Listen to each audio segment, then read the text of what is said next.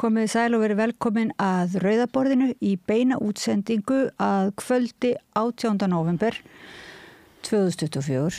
Í lok þáttarins hérna í kvöld þá heyrum við í Jóni Kristjánsinni fiskifræðingi sem að rekur svona nokkuð óvænt samband spillingar og fiskiráðgjafar áður en þáttur endar á því, en þar áður ætlar Sigurjón Magnús Egilsson að tala við Breka Karlsson og þeir fara svona yfir störf Alþingis, en í dag var þinginu slitið og þeir ræða líka svokallað búvöru hneyksli og við ætlum að ræða það kannski líka á einhverja skandala sem við fiskum upp frá vettvangi dagsins. Það eru til mín komnir góðir gestir. Það er Grímur Atlason, framkvæmdastjóri Geðhjálpar, Þórunn Hreggviðsdóttir, skurðhjúkrunarfræðingur, Magnús Árni Skúlason, hagfræðingur hjá Reykjavík Economics og Þórdís Bjarnleifsdóttir, meistaranemi í félagsráðgjöf og bóndi. Og ég heiti Oddný Eir og við ætlum að bara eiginlega taka dálítið stöðuna svona fyrir kosning. Hvað eru margir dagar allir kosninga? 19, ekki? Nei, 10. 10 dagar? 10. Já. Cirka. Og hérna... Er ekki 30. Jú. 30, jú. Þessi er búinn, sko. Þessi er búinn, já, ég skil þig, ok. Til maður ekki með.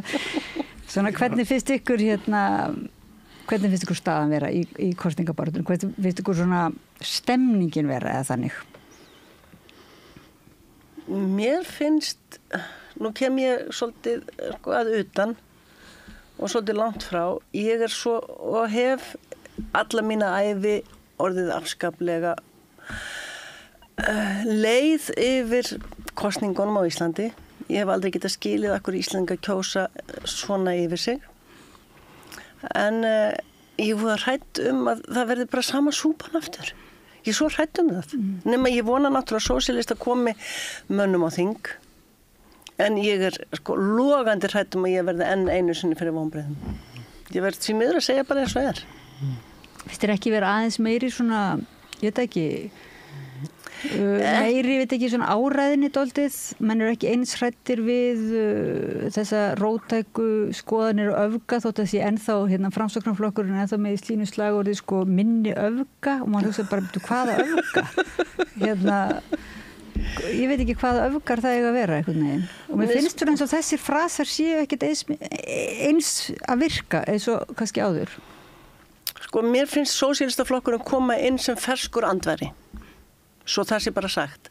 Mér finnst hitt vera óttalegt móð allt saman og mér finnst þessar færslur fólks á milli flokka eins og það skipti engu máli.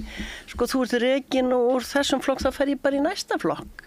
Það er eins og það sé engin prinsip. Það er bara, ég vil bara komast í sæti einhvers staðar.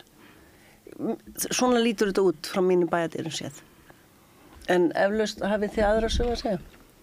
Hvar býr þú ef við má spyrja? Ég hef búið undanfari 7 ár við Miðbögg í Úganda, þar sem að ríkir einræðisstjórn og fólk skotið að færi. Þannig að Íslandi náttúrulega bara eins og paradís á jörð í samanburði við það. Nema það að hér er engin sól en það er alltaf sól. Það er munurinn. Og ég hef búið meiri hluta ævi minnar erlendis, þannig að ég er svolítið mikill áhorfandi. Ég hef hins vegar séð mér til mikillar ánægju að kippurinn sem að hefur komið í verkalýðshreyfinguna undanfarin ár er mjög ánægjulegur. Ég held að verkalýðshreyfingin á Íslandi væri dauð. Það var ekkert að gerast. Fólk bara var að skýta launum og var ég er hjúkka, ég er búin að vera að skýta launum alla mína ævi, þannig að ég veit alveg hvað ég er að tala um. Og svo allt í einu kemur þessi kraftur með henni Sólveigu, Önnu og hvernig hún gat staðið af sér alla þessa orra hríð sem hún lendi í finnst mér aðdáunarvert og það svo vinna sem að þau hafa unnið í verkalýðshreyfingunni, í Eflingu finnst mér vera bara til mikilla fyrirmyndar. Ég er óbúslega stolt og glöð að sjá þetta fólk. Það endurnýjaði svolítið bara hugmyndina mikilvægi þess að berjast fyrir sínu réttindum. Já. Enga síður er ekki virðist ekkit vera alhliða stuðningur við verkföll kennara núna, eða hvað finnst þér það, Grímur? Nei, við það ekki þannig sko og hefur nú kannski aldrei verið því að það hefur svo mikið tengst þessu hlutverki kennara svona síðustu áratugina kannski 2 að minnstakosti það sem að þeirra hlutverka miklu víðar en það var kennsla eða skóli orðin í rauninni svona stofnun, svona altæk stofnun þar sem að þú ert í rauninni þú borðar, þú bara eina sem þú gerir kannski ekki, þú sefur ekki lengur þú sefur ekki í skólanum eins og var í heimavistarskólum en það þýðir auðvitað að þetta svo miklu meira rask fyrir fólk kannski það sem að veldur því að stuðningurinn minni heldur en hann væri fyrir ef þetta væri kannski öðruvísi rask sem að fólk verður fyrir en varðandi þetta sem þú varst að tala svona kannski það merkilega, þetta er alveg gaman, þetta góðu tími, þetta það sem þú varst að tala líka hvernig svona kosningatími núna það auðvitað mál í gangi, en það alltaf mjög áhugavert að sjá að það koma stór mál og það koma mál það sem afhjúpað að náinn aðstoðamaður ráðherra virðist hafa boðið virðist hafa fengið stóran bitling í rauninni sem að tryggir þagmælskans og hlýðni en þetta einhvern veginn aldrei neinn mál hér, þetta einhvern veginn það verður hver flutti fréttirnar, hver sagði frá því við munum aldrei líða svona nálgun og 2017 var lögbann á fréttir sem að tengdust í rauninni banka og viðskiptum og tengslum við í rauninni sama aðila og í þessu núna þetta kemur alltaf aftur og aftur upp en við erum ennþá svolítið svona en kannski það líka því við erum bara í fermingaveislu með öllum alltaf og hittum allt þetta fólk og erum kannski það erfitt að vera mjög dómharður en þetta mjög áhugavert og svo förum við yfir í kannski á eftir að ræða aðra hliðar í rauninni þessa samfélag sem að hefur og gerir byggir mikið á svona fræntegli og engavina samböndum.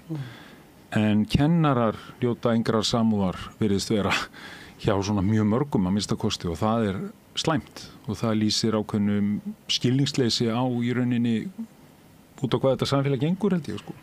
Já, mér finnst það líka bara að lýsa einhverju svona ég var fyrir svolítið vonbrigðum að heyra því að ég hélt að eins og þú Þórunn að það væri orðið svona almennt kannski viðurkennt að fólk þyrfti að berjast fyrir sínum réttindum og við þyrftum öll raunverulega að vera vakandi fyrir sem sagt því að halda til einhvern veginn haga okkar mannréttindu bara og það talað um þessi bakslög í kvenréttindabaráttunni og ýmis bakslög og búið að vera mikil umræðum það að við þurfum alltaf að vera verði, þetta aldrei komið eitt skipti fyrir öll og við Íslendingar þótt að við höfum það mjög gott þá þurfum við samt að vera vakandi.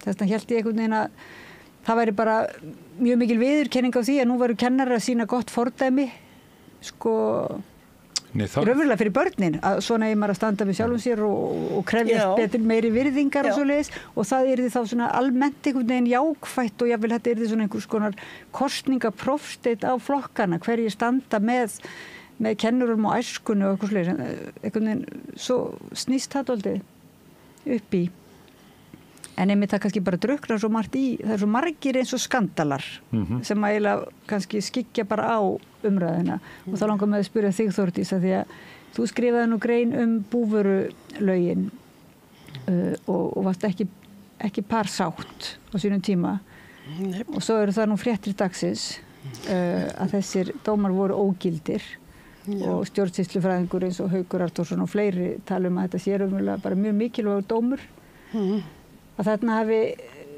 verið jafnvel svona fordæmisgefandi dómur. Já. Og varst þú ánað að heyra þessar fréttir? Sko, ég skrifaði reyndar ekki grein þetta en já, ég fagnaði. Ég fannst þetta þessi ákvörðun sem Alþingi tók og samþykkti þetta var bara risa skandall. Mér finnst þetta líka bara svona dæmi það hvað alþingismenn ráðherrar sjá ekki afleiðingarnar á gjörðum sínum. Af því að það mætti halda það hefur verið með bundi fyrir augun bæði til hliðar og fram og aftur og svo með eyrnatappa og heyrnarlíf var yfir Því að þetta bara afleiðingar af þessu fyrir bændur hefðu ekki orðið risastórar. Þú veist, að því ég hef alveg heyrt forstjóra slátufélaga að tala það að þeirra blauti draumur eitt sláturhús yfir landið. Hvað myndi það hafa í för sér fyrir bændur? Þá eru þeir bara alveg undir hælnum á sláturhúsunum, afurðastöðunum. Þeir geta þá bara sagt, 50 kall fyrir kílóið og þeir bara verða að taka því að því þeir geta ekki átt 500 lömp eða skilur, þeir fá ekki húsrými fyrir það eða neitt. Þannig að þú veist, þarna þið bara alveg settur undir hælinn á afurðastöðunum. Þannig að ég fagnaði mikið, mér finnst það bara frábært.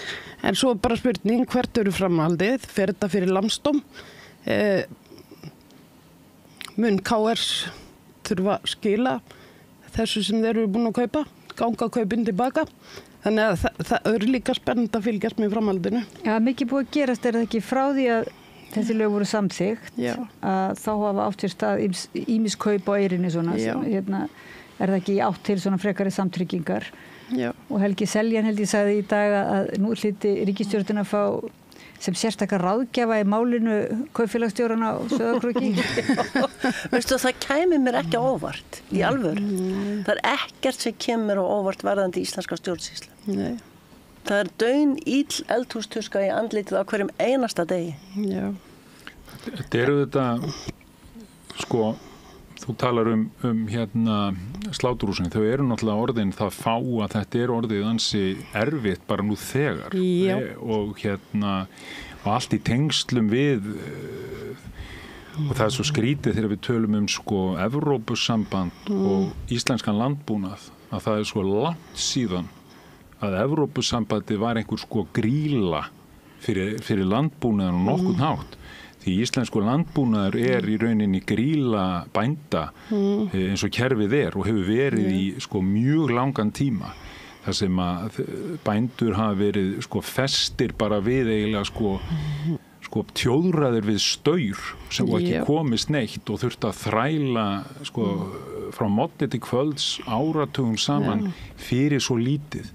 Síðan gangaðir eru þeir í einhvers konar kaupfélögum sem eru svo bara allt í einu setið uppi og hérna setið uppi bara með, nú erum við hér bara eitt Skagafjörður og hérna verðum bara eiga viðskipti hér.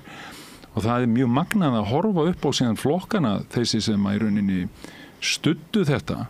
Þú veist eins og sko Vinstri græn sem að hafa nú verið svolítið framsóknarmenn líka en sko að gera þetta með þessum hætti einhvern veginn að hvers vegna? Hvað er það sem að Byrju, lögðu þau ekki fram þetta frumvarp? Jú, en spurningin er hver lagði það fram, ég spyr. Það er nú ekki alveg kannski þannig. Ég ætla nú að, sko, ég finnst það mjög skrítið ef þetta kemur frá í rauninni grasrót Vinstri grænna. Ef við tölum við þá bændur sem að, ég þekki nú nokkra góða bændur sem að hafa verið lengi í VFG. Og það er ekki fólk sem að ég held að hafi skrifað þetta frumvarp.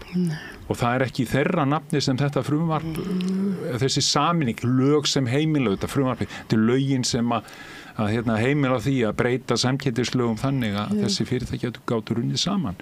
Þetta hljómar ekki svona eins og þessi málamiðlun sem er náttúrulega mjög mikilvæg í öllum pólitík, þetta hljómar svona meira eins og lúff. Er ekki, það er svona bara einhver hafi lúffað. Já, sko kannski líka það bara að þetta, sko dómurinn hann tekur, eða þú veist það sem að kemur fram núna, að það eru auðvitað þessi vinnubrögð sem eru tekin, þetta eru í formið sem að málið fellur á og það er vegna þess að það er engin þingleg meðferð.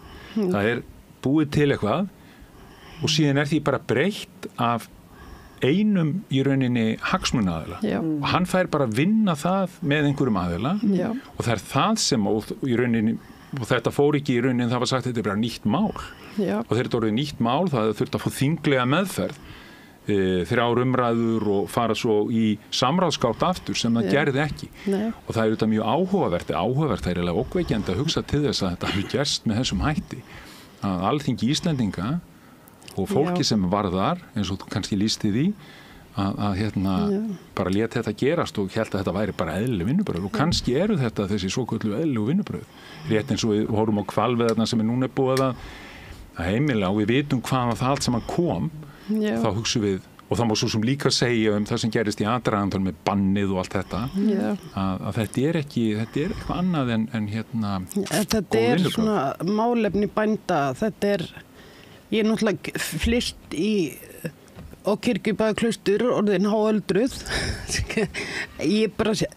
þannig ég kem svona ný inn, ég fyrir að sjá hlutina með öðrum augum heldur en bændur kannski sem eru,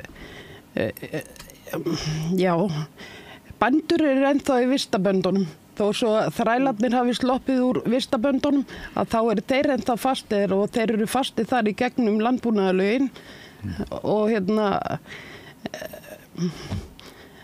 svo bara skilji þá samt rosalega vel að því þeir eiga allt sitt undir þessu og ekki geta þeir fara að rífa kjafta því þetta er náttúrulega mjög veik staða, þannig ég skil alveg að þeir kjósi eins og þeir kjósi, en það sem að rauninni þarf að gerast, það þarf að fara að eiga meira samstarf við bændur og þegar við erum að semja lög þá er náttúrulega bara að senda spurningalista inn á hvert einasta bíli á landinu og leyfa þeim að vinna út úr því. Það þarf að greina hvar þessi vandi liggur, svo hægt sé að gera betur.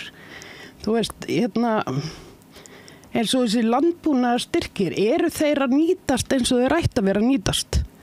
Að því, ég meina, þetta er ekki lífvænlegt. Flesti bændur eru farin að vinna með því að vera bóndi. Og vera bóndi, þetta er lífstarfið þitt, þú ert gróin í jörðinni, þetta er stoltið þitt og þú ert ekki bara eins og vinnir á skrifstofu og ætli bara að hætta, núna er ég á 67 og þetta er meira en að segja það. Þetta er lífstarfið þitt og jafnvel kynslóðina undan, þannig að þú veist, við þurfum bara alveg held í svona nýja hugsun, greina hvar vandinn liggur til þess að koma á móts við bændur, til þess að þetta verði lífvænlegt og svo líka má alveg bara spyrja sig að því, ég meina, viljum við landbúnað á Íslandi? Það er alltaf spurning. Miðað við hvernig ríkið hagar sér gagnvart bændum, þá er ég ekki viss að það sé stefna, þó að það sé verið að tala um þetta sé mikilvæg starfsgrein og matvælaöryggi og allt svona, en minna ríkið vinnur bara gegn bændum og það var eiginlega greinin sem ég skrifaði snerist um. Ég meina, ríkið á ríkisjarðir all land. Þessar ríkisjarðir hafa verið í ábúð kynslóð frá kynslóð, marga hverjar. Núna er opinber stefna að bóndi býr á jörð, útihús eru orðin úr sér gengin, það þarf að byggja upp á nýtt. Þeir fá ekki leyfi frá ríkinu til þess að byggja ný hús. Nema þá að þeir taki bara lágættuna, borgi bara einhverja 10 milljónir fyrir húsi sem er náttúrulega bara sjálfsagt, úr að byggja hús. En reglan hefur alltaf verið svo að þegar þú slítur ábúð á jörðinni þinni, að þá kemur ríkið, það kaupir húsin og ræktunina þína og svo bara fer jörðin áfram í ábúð. Og þá kemur bóndinn og heldur bara áfram að leigja eða kaupir jörðina, það er hvernig sem það er.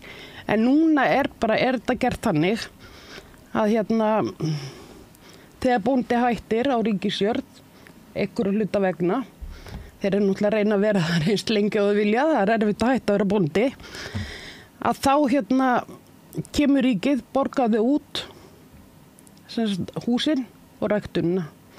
Þeir eiga náttúrulega landið, þannig að bóndi fær þetta greitt út en hann þarf samt að selja öll landbúnaðartækin sem eru á bænum, selja annarkvort öll dýrin eða fara með þau í sláturhús. Staðinn fyrir að ríkið myndi stíga þarna inn, ok, þú ert að fara að hætta að búa, við bara auglýsum jörðina til ábúðar, þannig að þá kemur bara ungur bóndi, tæki við jörðinni, með tækjum, tólum og dýrum. Hann taka við búinu í fullum rekstri. Þetta getur ríkið gert þeim mjög auðvelt fyrir með því að bara veita þeim hagsta lán til þess að byrja. En í staðinn fyrir þá láta þeir bara jörðina fara í eyði. Þeir tíma ekki að borga hita húsin, þannig húsin eyðilgjast. svo bara eftir 10 ár þá, já, best að við skulum bara fara að selja jörðina. En það stendur í sölusamningi að það eigi að vera sem sagt, landbúnaður á jörðinni, en þeir framfylgja því ekki neitt. Það búið í Meðallandi búið að selja 3 ríkisjarðir síðan ég kom þarna sem voru þá búin að vera svolítið tími í eyði.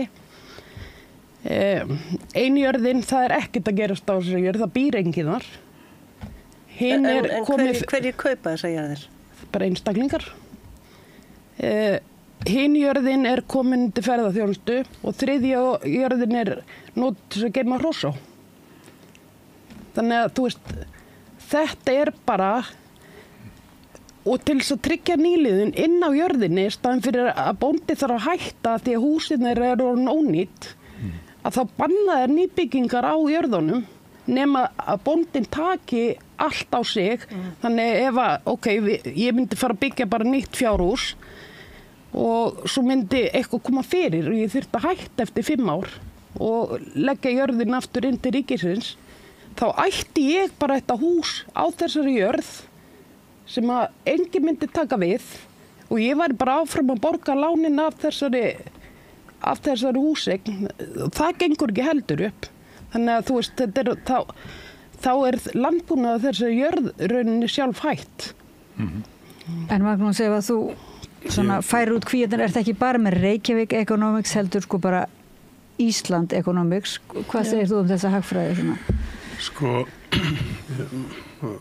Svo maður alltaf, ég var nú í sveit mjög lengi, þannig að ég þekki þetta og Suðurlandið mitt, en ég fylgst ágætlega með landbúnað og mér finnst mitt hafa verið mikið nýsköpun hjá bændum. Við tökum svona jákvætt inn í það, ég held að sé kornræktin á Meðallandi núna, það verður að framleiða oljur úr því. Það eru tækifæri eins og í grænmetisræktun, það verður stórkostlegt tækifæri þar núna. Fyrirtæki eins og Vaxa eða fleiri sem við erum að flytja út agúrkur til Grænlands og jafnvel til Danmerkur. Þannig að það er ýmist tækifæri finnst mér líka í landbúnaði sem að kannski við erum að horfa björtum augum á, en ég er alveg sammála því að bændur hafa náttúrulega þurft að, þetta er kannski meira verið byggðastyrkur, þessi styrkur sem bændur fá. Búin hafa verið því miður verið lítil, þannig að þú ert með einhvern okkur 100 fjár þá þarftu vel að vinna með því, þú ert ekki með kúabúskap. Þannig að það er margt sem kannski er hægt að laga og í samvinnu við bændur og ég sammála því það er að vera samtal milli bænda og hagaðila og reyna að finna lausnir en varandi sláturhús hefur maður oft hugsað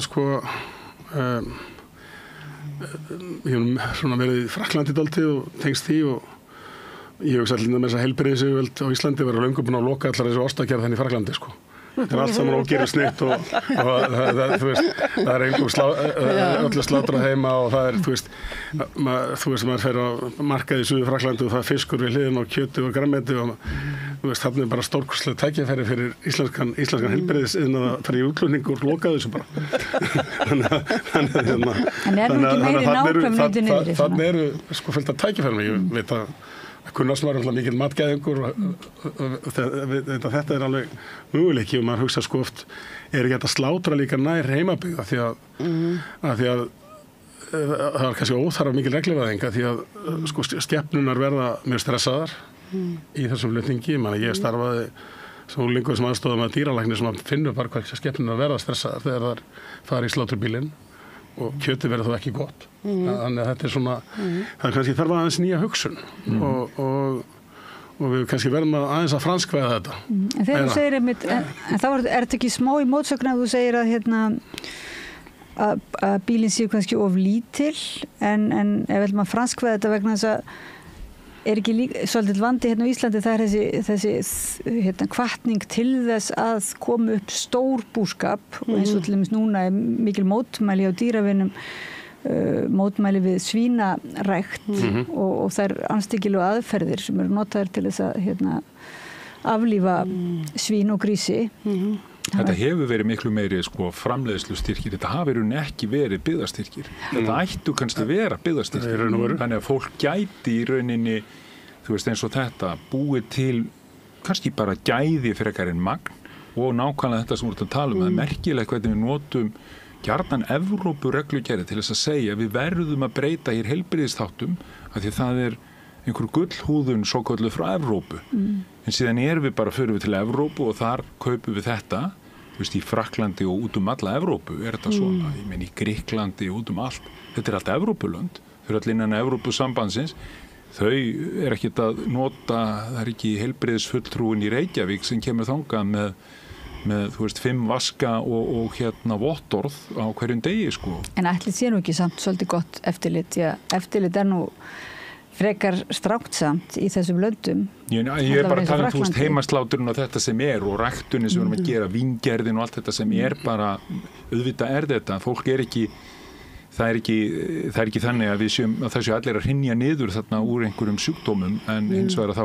alveg við vitum það að kjöt það hefur alveg þekkst að það salmonellu kjöt út allan heim og þannig, þetta snýst bara hvernig við meðhöndlum það síðan og hvernig við eldum það og hvernig við förum en svo það ekki síst nefnilega að svona mengunar slys kom upp í stórum rekstri sem að það sem ákveðin svona græðgisvæðing, þú veist, það sem svo sett á garðan og þétt í húsum og svo leiðis. Mér langar að fá að taka þennan punkt sem út að segja, sko. Litlu búin eru fjárhagslega hagkvæmust. Þau eru hagkvæmust fyrir náttúruna okkar og umhverfið okkar að því að ef þú ert með risastór bú og þú er kannski með 1000 fjár, 2000 fjár á beitjaður, þetta fyrir illa með landið. Og en litlu búin, þau valda þessari beit. Þannig að við eigum að hafa miklu fleiri, að mínu mati, miklu fleiri lítil bú sem eru miklu arðbærari ef að rétt staði á málum. Það minni svona landeyðing og það bara svona margir þættir sem spilast þarna inn í. En við þurfum eins og þú segir, við þurfum meiri nýsköpun, þetta fullt af nýsköpun. En ef við samt bara hugsum þetta mál, við eigum eina ríkispulsu. Þú veist, bændur hafa ekki þetta frelsi. Þú veist, ég fer til Danmörku og Svíþjóðar og þetta bara, og þeir eru inn í Evrópusambandinu sem að við erum alltaf bara, við viljum ekki fá, þeir séu heft okkur, skilurðu.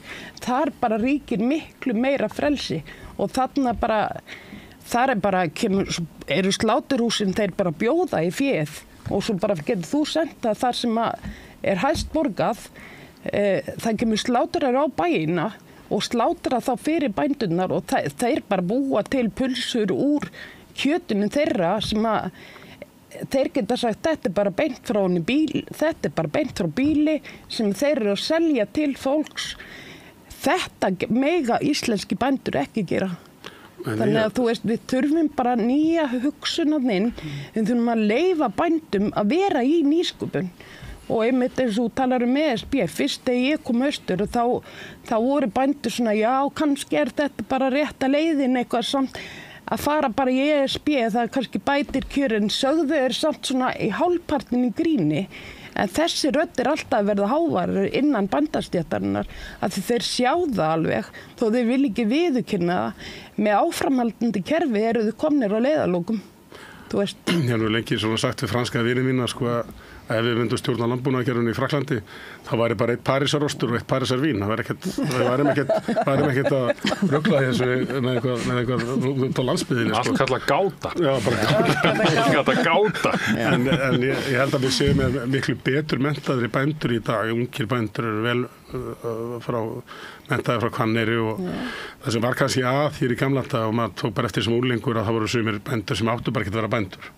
Og þess vegna var eftirlit svona mikið. Já. Að þeir bara hreint og bent fóru ekki vel með skepnur. En ég held að það sé allt unnur staða í dag. Þannig að það er miklu fólk vandar sig miklu meira og vill fá meira frelsi, vill gera meira. Ég menna við erum að tapa matarmenningu hérna því að þú veist, við erum með eina útsendingu á RÚV frá Reykjavík og það er búið að standardisera tungumálið og standardisera allan mat. Þú veist, hvað fær maður ábyrgstu lengur? Það var náttúrulega ekki bara, ég vil ekki, sko, auðvitað menntunin alveg stórkostleg og þarf að vera til að endurnýja, en það var líka auðvitað þessi þekking sem hefði flust mann fram á manni, frá konu til konu og matarmenningu til mjólkurvinnslu sem að einhvern veginn tapaðist þegar að þetta fluttist allt frá bæjunum yfir í þessu stóru mjólkursamsölur það ekki. Má ekki segja að það hafi orðið svolítið svona þekkingargap. Ég hugsa það, þú veist maður hefur fengið ýmis góðgæti á sveitabæjum sko, sem líklega gert upptækt en þannig að það líka bara að gefa mönnum treysta fólki, gefa fólki tækifæri, búa til sína eigin osta, akkur við ekki með einhver sérstakann ost á Austurlandi eða Meðallands, eitthvað sérstatar það sem hlýjasti staður landsins, þess að þú ert það síðst á landinu og besti landbúnaðar. En muni ekki eftir við vorum svo mikið að tala þetta eftir hrun, þá kom þessi svona hugsun en fullnýta og vera með nýsköpun og svona. Já, en núna nýsköpun sem að Sjálfstæðisflokkurinn með í sínum slagorðum dálítið mikið nýsköpun. Mér finnst þeir svolítið að hafa tekið þetta, þessi nýsköpun sem var út landið og hjá einstaklingum og eiginlega bara búin að gefa það einhverjum fyrirtækjum sem að stórum fyrirtækjum, þannig að búið að taka það svolítið frá fólkinu, eða ég spyr. Ég man nú bara eftir einni, ég var á einmitt í kjörstaðmi Vinstri gata hjá Þórshöfn og Langanesi, hitti ég bónda þar og hann tók lambakjötið heim, sagði hann, og reykti það sjálfur og segði með á Höfni í Hornafirði og í staðinn fyrir að fá 300 krónur fyrir kíló þá fekk hann 8.000 krónur kíló, þeir notuðu þetta einhver svona eins og sagði, það heitir eitthvað svona carpaccio sem þeir seldu.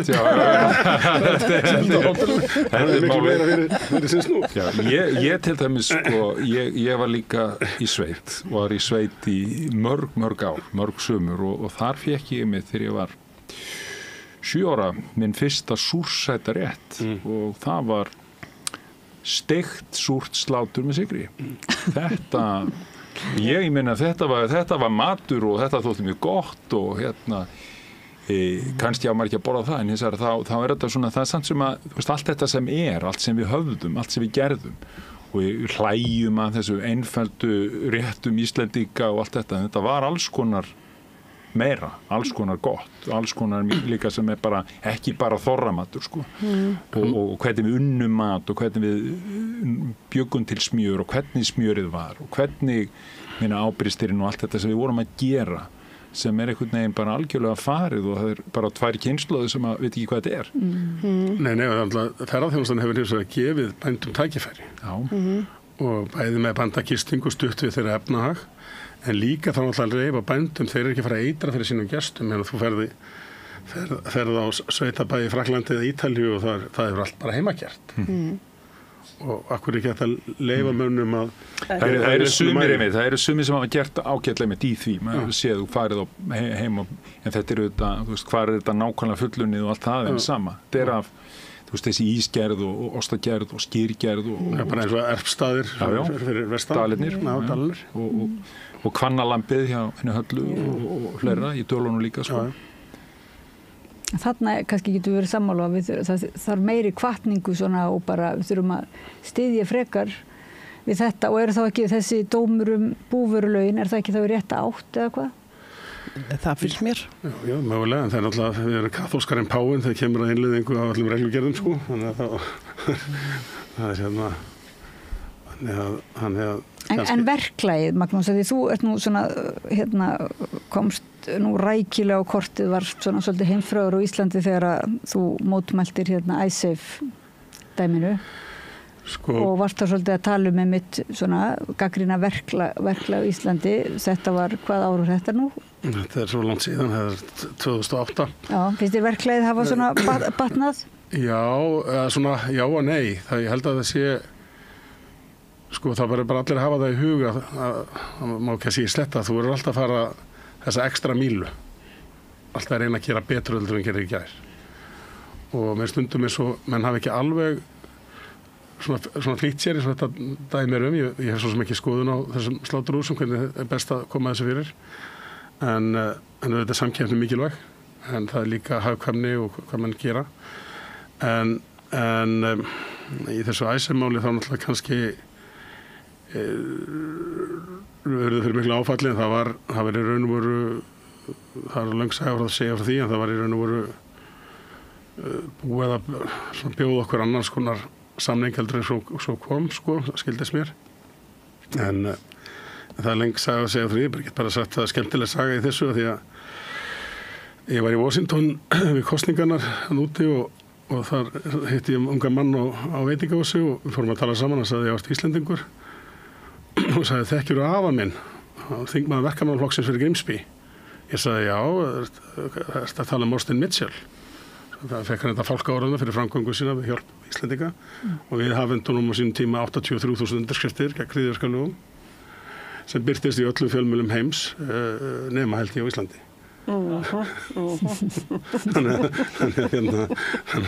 heimsvæður margum en þannig að kannski já við megum bara vanda okkur meira og þú veist hugsa afleiðingar og bara ég held að stjórnmálamenn eru bara mannlegir þeir að reyna að gera sitt besta þeir undir miklu álægi stundum hafa í tíma, stundum ekki stundum leita er ekki réttra ráða en þetta er svona já, það er svona maður kannski vill ekki vera að segja mynd að ég held að séu flestir að reyna að vinna vinnuna sinna eins vel og við geta sko. en þetta þarf að eins og þetta mál svona sýnir að það menn við þurft aðeins að staldra við og fara betri yfir. Já, en við þurfum það mín skoðun er svo að við þurfum að fara að gera þetta öðruvísi og svolítið líka það sem að sósíalistaflokkurinn talar um það er það að gefa valdið til fólksins og þegar vera að semja svona lög og reglur þá það vera gert í samráði við fólki í landinu. Við eigum að fara að stjórna frá bottom up en ekki frá top down og þannig er held ég hægt að fara að fá meiri sátt í samfélagið og betra samfélag. Þú þá tala um að beita beinu lýðræðum í meira mæli. Já. Bæði kosningum innan sveitastjórna og svo á landsvísu. Minna það er bara fáránlegt. Eins og Svisslendingar gera. Já, til dæmis. Það er bara fáránlegt að þingmenn eða ráðherrar sé að semja ný almannatrygginga lög sem að úr sinni forréttindastöðu.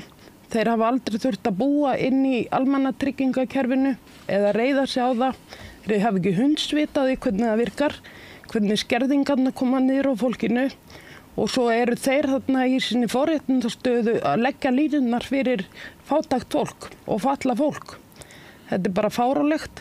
Þarna finnst mér þannig að öryrkjar að koma að gert svona lögu ráðherra á að vera til aðstoðar og þeir eru náttúrulega með lögfræðing á bak við sig sem geta þá skoða hvort það hægt sé að framkvæma hlutina og hvernig er hægt að framkvæma má, hvort það þurfa að gera það í skrefum eða hvort það sé hægt að gera það strax.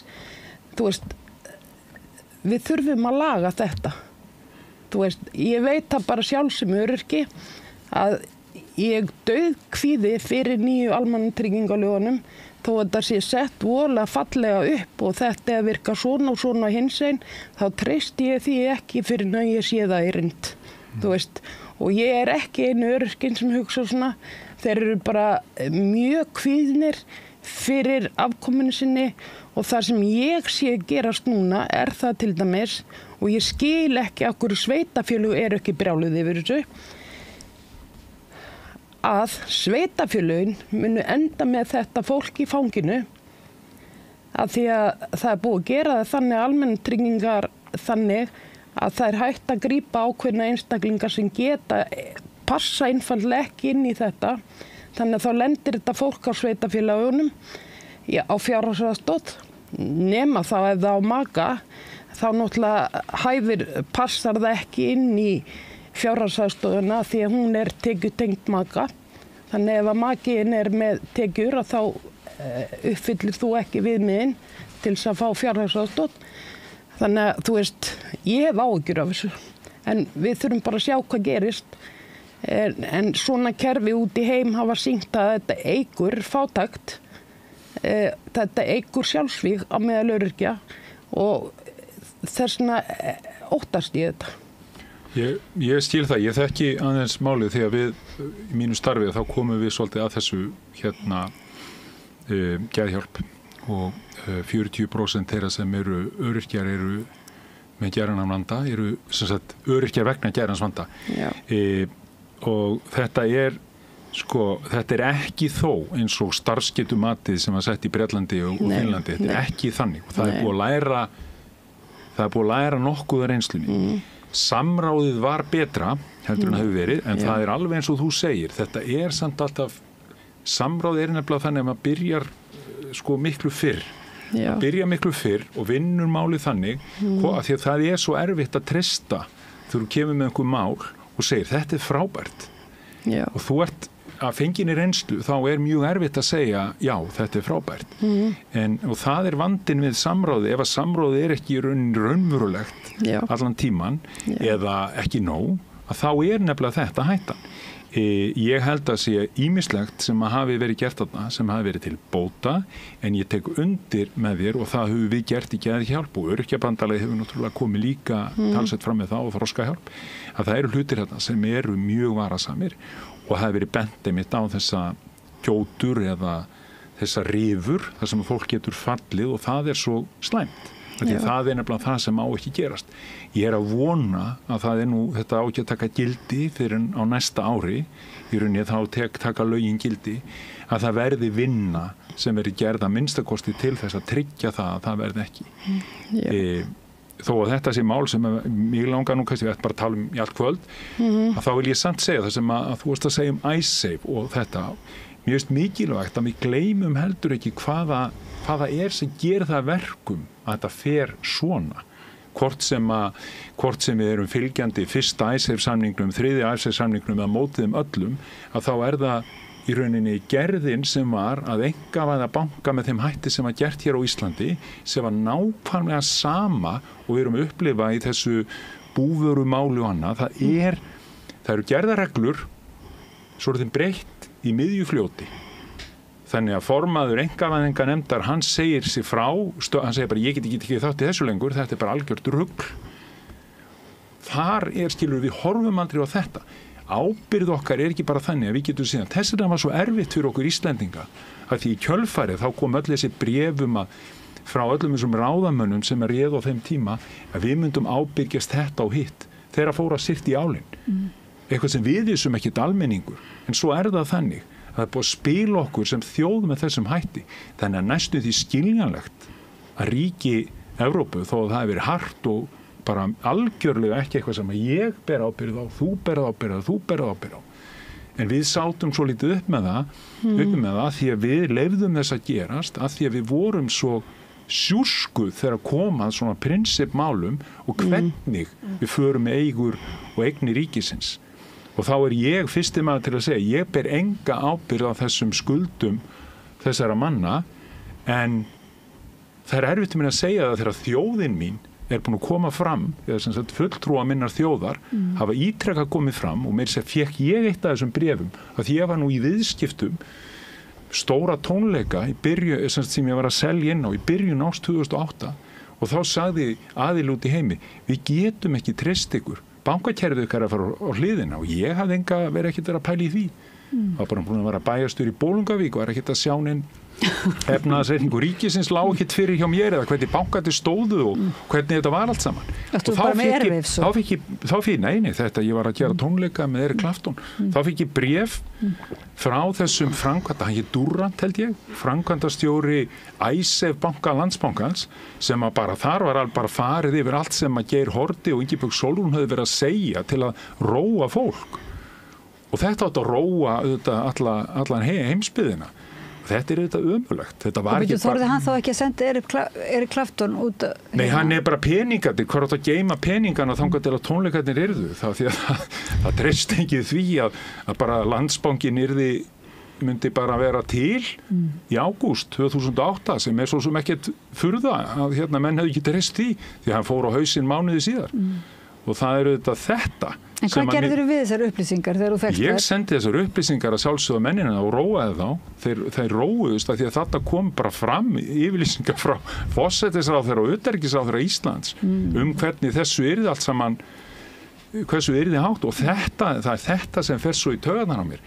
Hvernig við sem þjóð í rauninni öll einhvern veginn, að því vorum mjög selektív, skildum svo eftir bara einhverja refla í Bretlandi eða einhverja, þú veist, ellilífeyrisþega í Hollandi eða hvernig það var?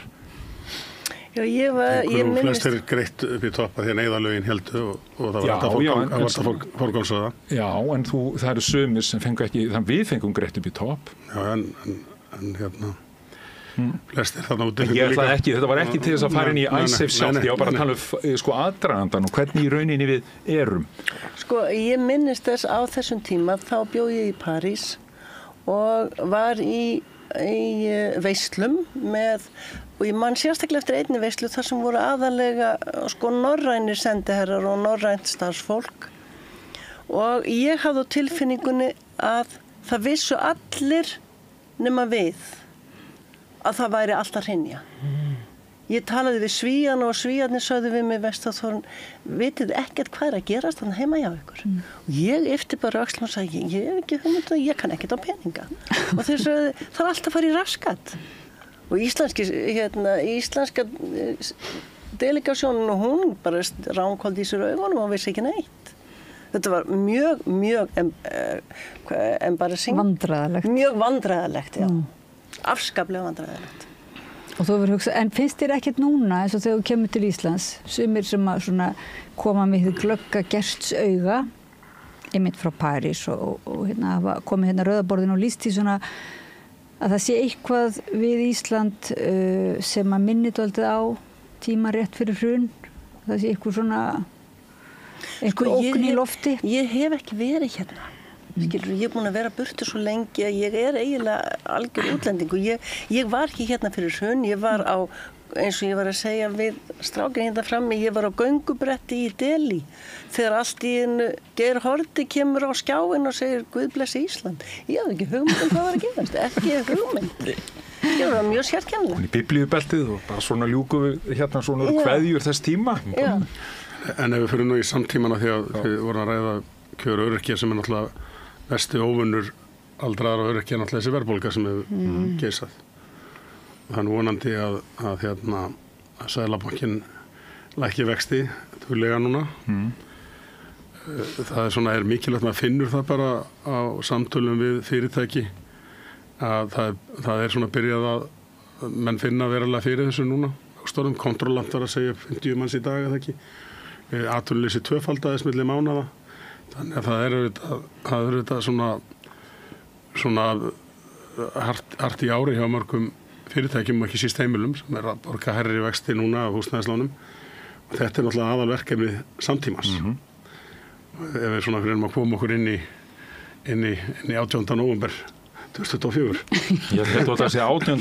Ég er svo mikið að lesa 18. Þetta er ekki skoða hana svo að læta henni. En það er alltaf mikilvægt að ná niður þessi verðbólgu. Það er ýmsar áskoranir sem eru framundan og fyrirtækin í landinu hafa staðið þetta af sér alveg með ólíkindum, bæði við hugsaum þessi áföll eins og COVID, Grindavík, verðbólga, háir vextir. Og ég er náttúrulega bara aðdáðun af fólki sem er að reka fyrirtæki og eru frumkvöðlar og ég er stundum alltaf hræddur þegar stjórnmálamenn fara að tala um að skattleggja fyrirtæki meir og þá er unga fólki okkar sem er vel mentað, þá kannski fer það ekki að stofna fyrirtæki, það verður ekki til nýtt kontrollant eða keresis eða annað slíkt. Þannig að við erum búin að byggja hérna frá 1900 eða svona fyrst og talum 18. öldina þar sem við erum með sjávarútveg sem var okkur aðal frum atvinnuvegur. 1969 fáum við orku frekan iðnað með álverinu í Straumsvík og svo má segja sem svo ef við sleppum bankaböksunni þá er túrismin í raun og veru að ferðarþjónustan í raun og hefur bara byggst í raun frá 2015. Þetta er 9 ára gömul atvinnugrein í þessu formi þó þessu til heimildir í Sturlungum að austmenn hafi komið hingað en það í þessum sem atvinnugrein er þetta bara mjög ung atvinnugrein. Það er bara innan við áratugs gömul stundum tölum við svo þetta sé bara sem hafi verið hérna með lengi þessi miklu vöxtur og þessi miklu áræðinni 50.000 túristar árið sem ég fættist 1970. Ég man eftir því þegar einmitt talandi við hrun sko þá sá ég jeppanir í bæ og það var svona tussað á hliðina á honum svona gullspjald 250 euros to glacier, gas only. Gas only, já. Þannig að við erum búin að breytast í þessu, þessum enn þurftu bara að eiga fyrir díselnum og bílnum, því við vildum bara upp á fjöll, í alvöru atvinnugrein og þarna þessi þriðja stóð sem við erum í útflutningi og fjórða stóðin sem við erum með núna er eins og lyfjaiðnaður, það er tölvuleikir og það er eins og hugverkaiðnaður eins og KRSS, að því allir þessir þættir, sjávarútvegurinn algjörlega bundin við hvað við getum aflað miklu. Þannig að maður raun og segja að kíló á mann sem við veiðum eftir sem við fjölgum og fækkar kílóanum per haus.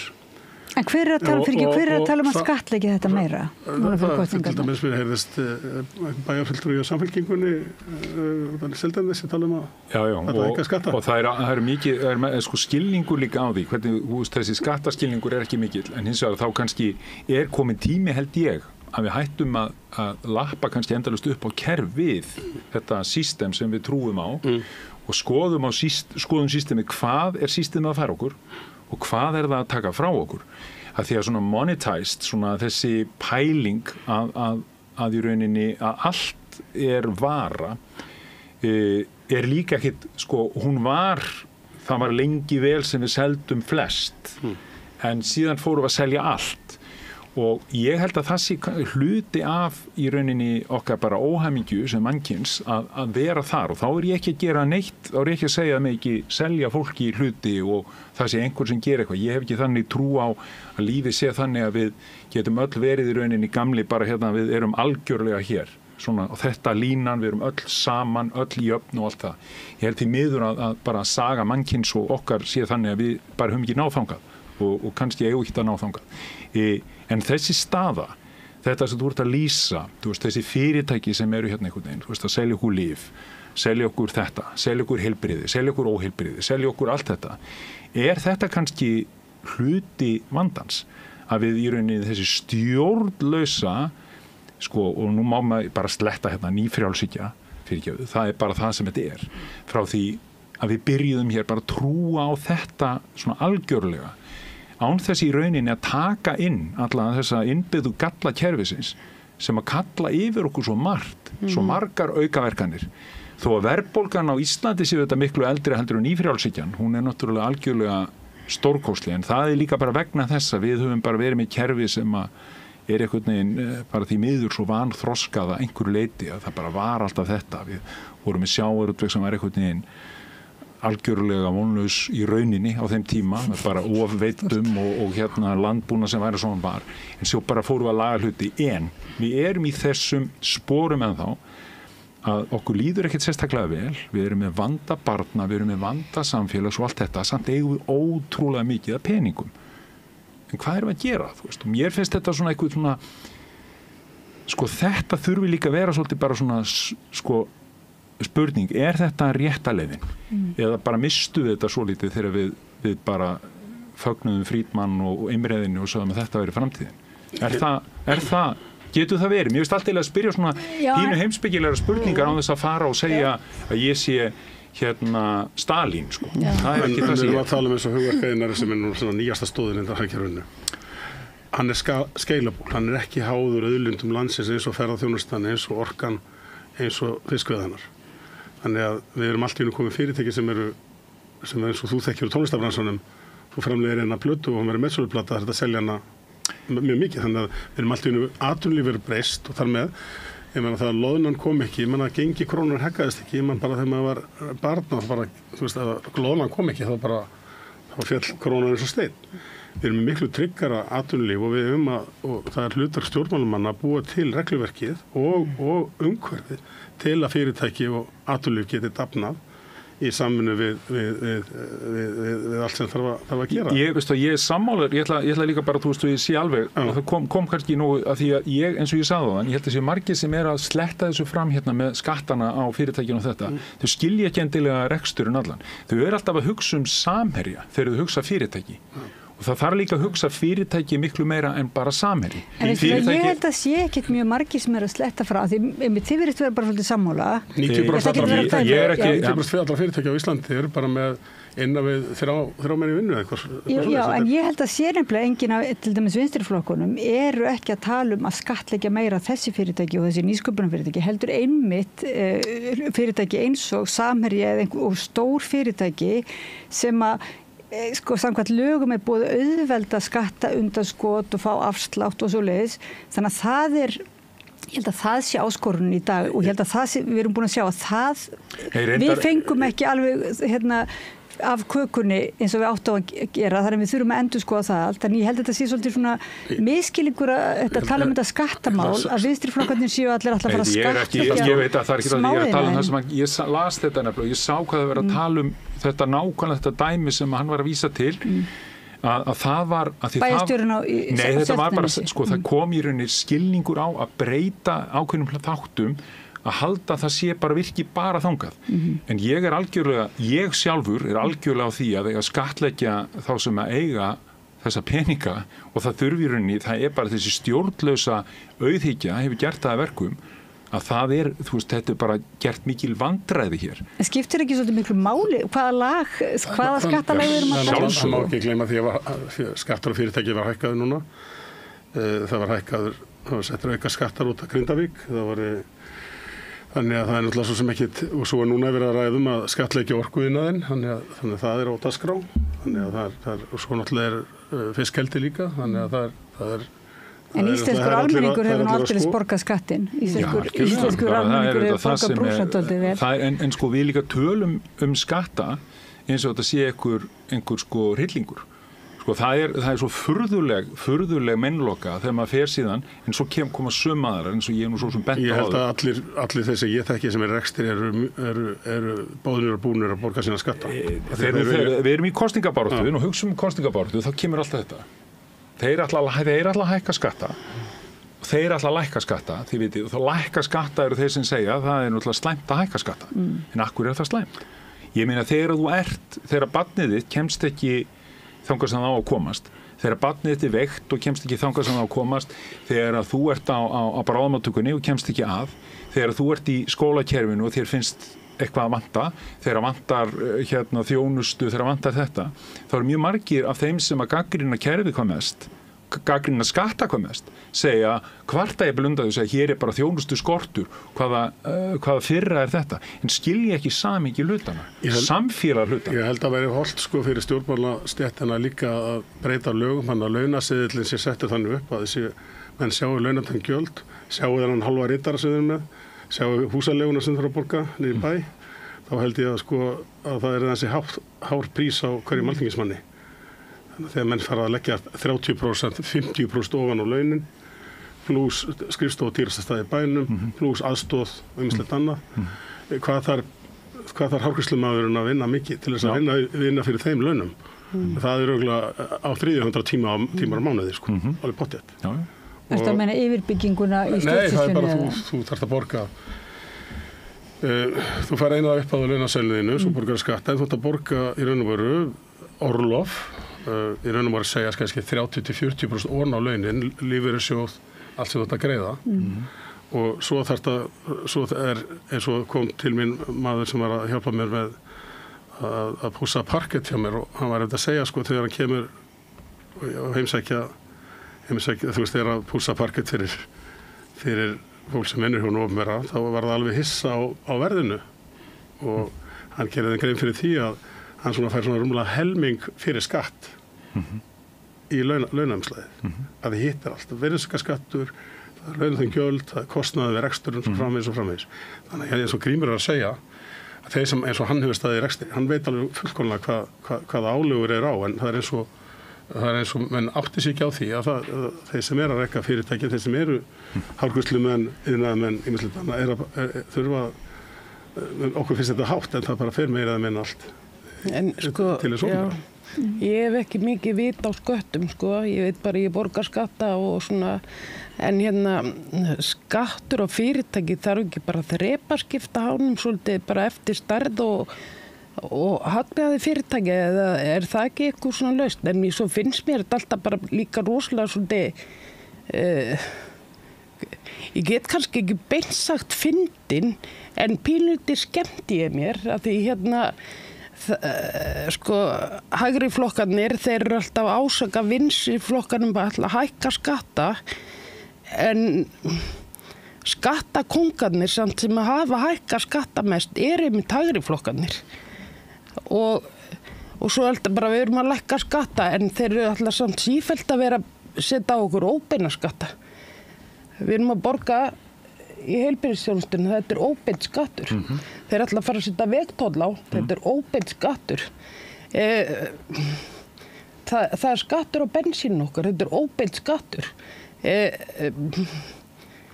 Kílómetragjald, þetta ekki óbeinn skattur? Ég get talið svona endalaust áfram. Þess vegna finnst mér þetta fáraleg umræða og hlægileg, því að það eru þeir sem eru að hækka skattana, ekki vinstra fólkið, og að við vinstra fólk skulum vera að tala um það að við viljum að fólk sem er sko það á svo mikið að peningum skilur að það mun aldrei geta nota það alla lífsæfina sína, að við viljum að þeir borgi meira til samfélagsins. Mér finnst þetta bara kjánaleg umræða, en einhvern veginn missum við okkur alltaf í eitthvað rifrildum þetta. Það er auðvitað þetta sem að þetta liggur að það er bara búið að rannsaka það er bara að líta línuliritin eru bara klár að álögur á þá sem að eiga mest það við dreigja úr þeim og álögur hafa hækkað á þeir sem að eiga sko minnst og svo þessi milli það er auðvitað vandinn. Við þurfum að snúa þeirri hugsun við og reyna að skilja það er ekkert rangt við það og við þurfum ekki að láta Warren Buffett segja okkur það sem að virðist nú vera, það er ekki fyrir en að þeir segja þetta sjálfur sem eiga alla peningana, segja bara þetta er bara fáránlegt að við séum að borga svona lítið.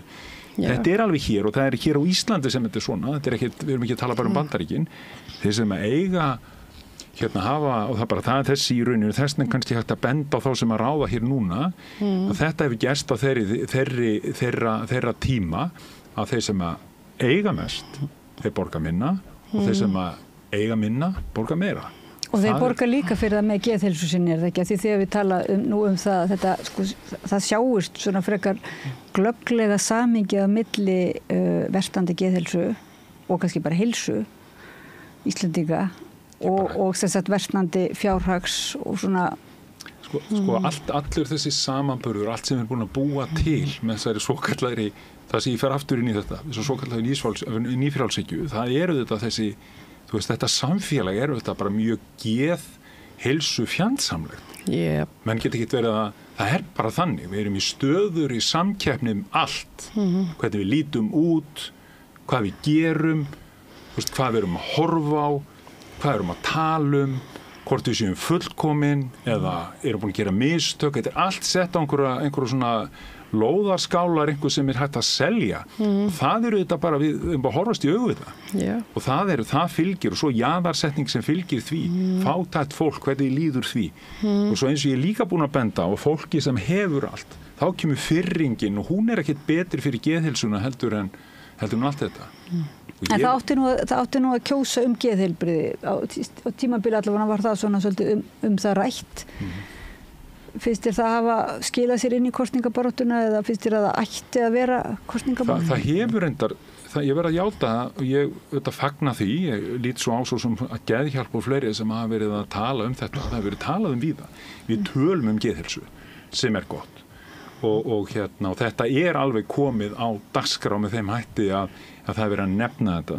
En við þurfum líka að horfa bara á þetta, þetta er miklu stærri mynd, þetta er ekki, við styttum ekki bara eitthvað biðlista, þetta er miklu meira. Það var hérna við rauðborð að vera... Sammála grími, þetta er alltaf stór áskorun, geðheilbrigðismál og það snertir alltaf flestar fjölskyldur á landinu, sko. Þannig að það er bara okkur öll. Það er fannig og En það er svolítið sérstaklega hvað er þetta að gera það flokksmáli, sko? Þetta held ég sé komið alveg á almanna sem meturheringi feimni við þetta lengur. Ég hef nú framleiðað kvikmynd sem fjallar þessi mál verður frumsýnd búin eftir áramót. Ég meina Friðrik Þór Friðriksson gerði Engla alheimsins sem ég held ég hafi gert mikið kraftaverk til að koma þessu málum á á dagskrá og þannig að það er svona og ég ansi mikið af vinur sem eru geðlæknar þannig að þeir hafa verið miklar áhyggjur af þessu og þetta er stórt mál og það verður að Ég var einmitt að klára grímur á þakkir skildar og geðhjálp fyrir að halda þessu á lofti. Ég var einmitt að klára áfanga núna upp í háskóla sem greining og geðræn með vandkvæðum og það var mikill snillingur að kenna okkur geðlæknir og hann einmitt talaði það að Ísland væri svona 30 árum eftir í geðheilbrigðismálum miðað við Norðurlönd og ég myndi svo gjarnan vilja fá hennan mann til þess að geta pikkað hans meira í vitneskjuna hans og hann hefur mjög góða sýn á þetta og ég veit hann hefur mikla skoðunar og lausnum þó hann hafi ekki endilega vilja vera að flagga þeim en þá var hann alltaf svona en hugsið þetta út frá svona og svona og þetta svona opnaði huga minn rosalega mikið fyrir að því ég veit að við erum í geðheilbrigðismál á Íslandi eru bara í ruslinu Ég veit það en maður hefur einhvern veginn alltaf bara og hvernig getum við lagað þetta kannski ekki haft nógu góða svona sýn yfir það hvernig við getum lagað þetta en þess vegna þurfum við fá svona snillinga á borðið sem að hafa lausnir þó við þurfum ekki að fara eftir þeim einu öllu en svona snillingar eins og þessum kennari sem var hana getur gefið okkur hugmyndir að betri lausnum til þess að hjálpa til við að leysa þennan geðvanda á Íslandi og hvernig eigum við að vinna með hann og þú veist ég sakna þess að svona snillingar vilji vera sé ekki að tala við okkur þetta staðan fyrir þeir velja það að vera bara einhvers staðar í felum. En kannski, þarna kannski líka, mér langar aðeins að því að við ræddum hér áðan vorum að tala breytingu á örorkulögum og hvernig þau eru sett upp og þú talaðir í rauninni að kalla öryrkja borðinu. Við erum hins vegar allt og mikið að kalla einmitt á geðlækna, sérfræðinga, svo kallaða, í það að segja hvernig hlutir eiga að vera og við treystum og trúum af því að það gerum við þetta okkur og sérstaklega læknar, við trúum læknum en ég kalla að það er fínt að fá hann að borðinu en á móti þá þarf að kalla á borðinu fólk sem hefur reynslu af því að við hlustum svo lítið á við erum og það sem eigum að gera meira bara í öllu að hlusta á reynslu annað. En þetta nokkuð, útilokkur eitt nokkuð annað. Þegar við talum sérfræðinga. Þetta heitir co-creation. Já, með ekki sérfræðingar og almenningur vera. Hvað segir þú þetta, Þórunn? Þú ert nú sérfræðingur, þú kallast á sérfræðingur. Ég kallast sérfræðingur, já. Jú, ég minnist þess í gamla daga þegar ég var að vinna á Landakoti. Það var rétt áðan að sjúkrahúsin voru sameinuð. Við hefðum náttúrulega ekki hugmyndum það að það stæði til að þá var skurðstofan tekin algjörlega í gegn af einhverjum sérfræðingum en ekkert okkar sem að vinnum á gólfinu það var ekki talað við okkur þú veist, betra að hafa vaskana svona, betra að komast inn þarna hvernig best að nálgast sterilar hluti og við komum að þessum svakalega fínu skurðstofum sem síðan voru 2 árum seinna rifnar að það var búin til legudeild that's another story ég man alveg eftir hvað við vorum móðguð að það skildi enginn spyrja okkur já, nákvæmlega hvernig viljið þið hafa þetta voru ekki nema 4 skurðstofur, þetta pínu lítið skilur þannig að það hefði verið hægt að spyrja okkur hvernig finnst ykkur þetta ætti að vera að þetta ykkar vinnustæður en það var bara eitthvað verkfag fyrir einhver teknistof út í bæ sem að fengi þess að gera þetta eflaust er best og mætasta fólk eflaust en af hverju enginn spurði okkur hvernig vinnustæðurinn okkar gæti verið betri það finnst það svíður ennþá pínlítið en það er einmitt þetta sem stundum hugsaðu mér þegar við að tala sérfræðinga stundum er það ekki það er hvorki hlustað á almenninga þá sem hafa reynsluna en ég kannski á sérfræðinga á því sviði heldur einhverjir aðrir ég veit ekki ég ætla ekki að gera lítið fyrir einhver verkfræðingum eða, ég veit ekki, það alltaf líka sérfræðingar, en það kannski bara út af fyrir sig vöntunin á samræðinni sem er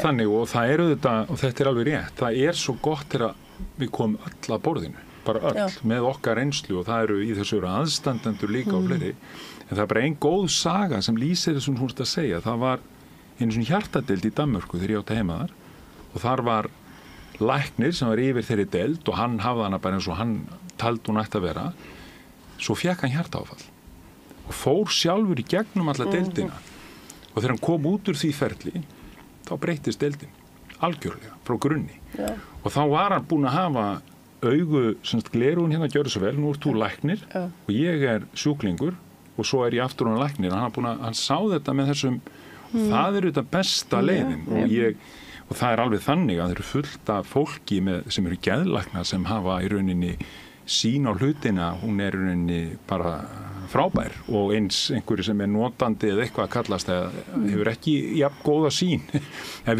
hvað góð sín, það hans sín og hún getur, maður þarf að hlusta á sem flestar svona sýnir að fá svona einstakling á borðinu sem hefur starfað á hinn Norðurlöndunum þann veit hvað verið að gera þar fá svona einstakling í samvinnu mitt við notendur og aðstendur og ég held að þannig sé hægt að finna gott kerfi, allavega mun betur heldur við höfum í dag.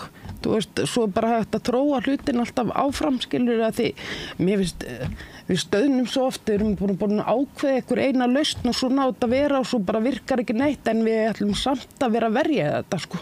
Þannig að... En við erum hérna í kvöld búin að, ég myndi nú segja, við erum bara frekar duglega bara að koma með sem iSafe og alls konar mál sem við erum að afgreiða, en eitthvað svona sem að þið saknið úr núna kosningabaráttunni? Saknaði frekari skandala því núna bara Þórður Snær var bara, hún var slátrað þarna og það var eitt skandal sem mér fannst vera skandal algjörlega skandal að slátra honum vegna skandals þannig að það einmitt hver skandalinn sem rekur annan af hverju fannst þér að vera skandal? Vegna þess að sko, samræðan í samfélaginu fyrir 25 árum síðan hún var allt önnur þegar ég var klippin í rassinn 20, þá sneri ég bara upp á mig og sagði, heyrðu, hætti þessu. Og end of story. Núna, ef þetta hefði gerst í dag, þá þetta meira háttar mál. En, nú skal ég segja ykkur sögu. Einu sinni var ég í Dakar, í Senegal. Og ég var svona að reyna að átta mig á borgin og hvar ég ætti heima miða við aðra staði og svona eitthvað og ég stend fyrir framan stóra umferðargötu, mjög stóra umferðargötu og ég að veltaði fyrir mig hvernig ég á að komast yfir götuna. Og þá kemur einhver og tekur svona í hendina á mér og leiði mig yfir götuna, það var svona 2 metra hár maður og leiði mig yfir götuna og segir síðan, eigðu góðan dag og svo bara hvarf hann. Ef þetta hefði gerst í dag í Reykjavík, þá hefði hann verið kallað, ég veit ekki hvaða dónakall hann hefði verið kallað, hvaða orð hann hefði fengið á sig fyrir þessi káf. Þannig að þess vegna finnst mér, ég bara svo gömul í hettunum, mér finnst þetta, auðvitað umræðan, niðrandi umræður hvern fólk á ekki eiga sér stað. En það þarf að vera einhver millivegur og mér finnst þessi millivegur, mér finnst það annarkvort, mér finnst þetta bara, mér finnst viðbrögðin vera allt og hörð. Af því þetta eitthvað sem gerist fyrir 20 árum síðan.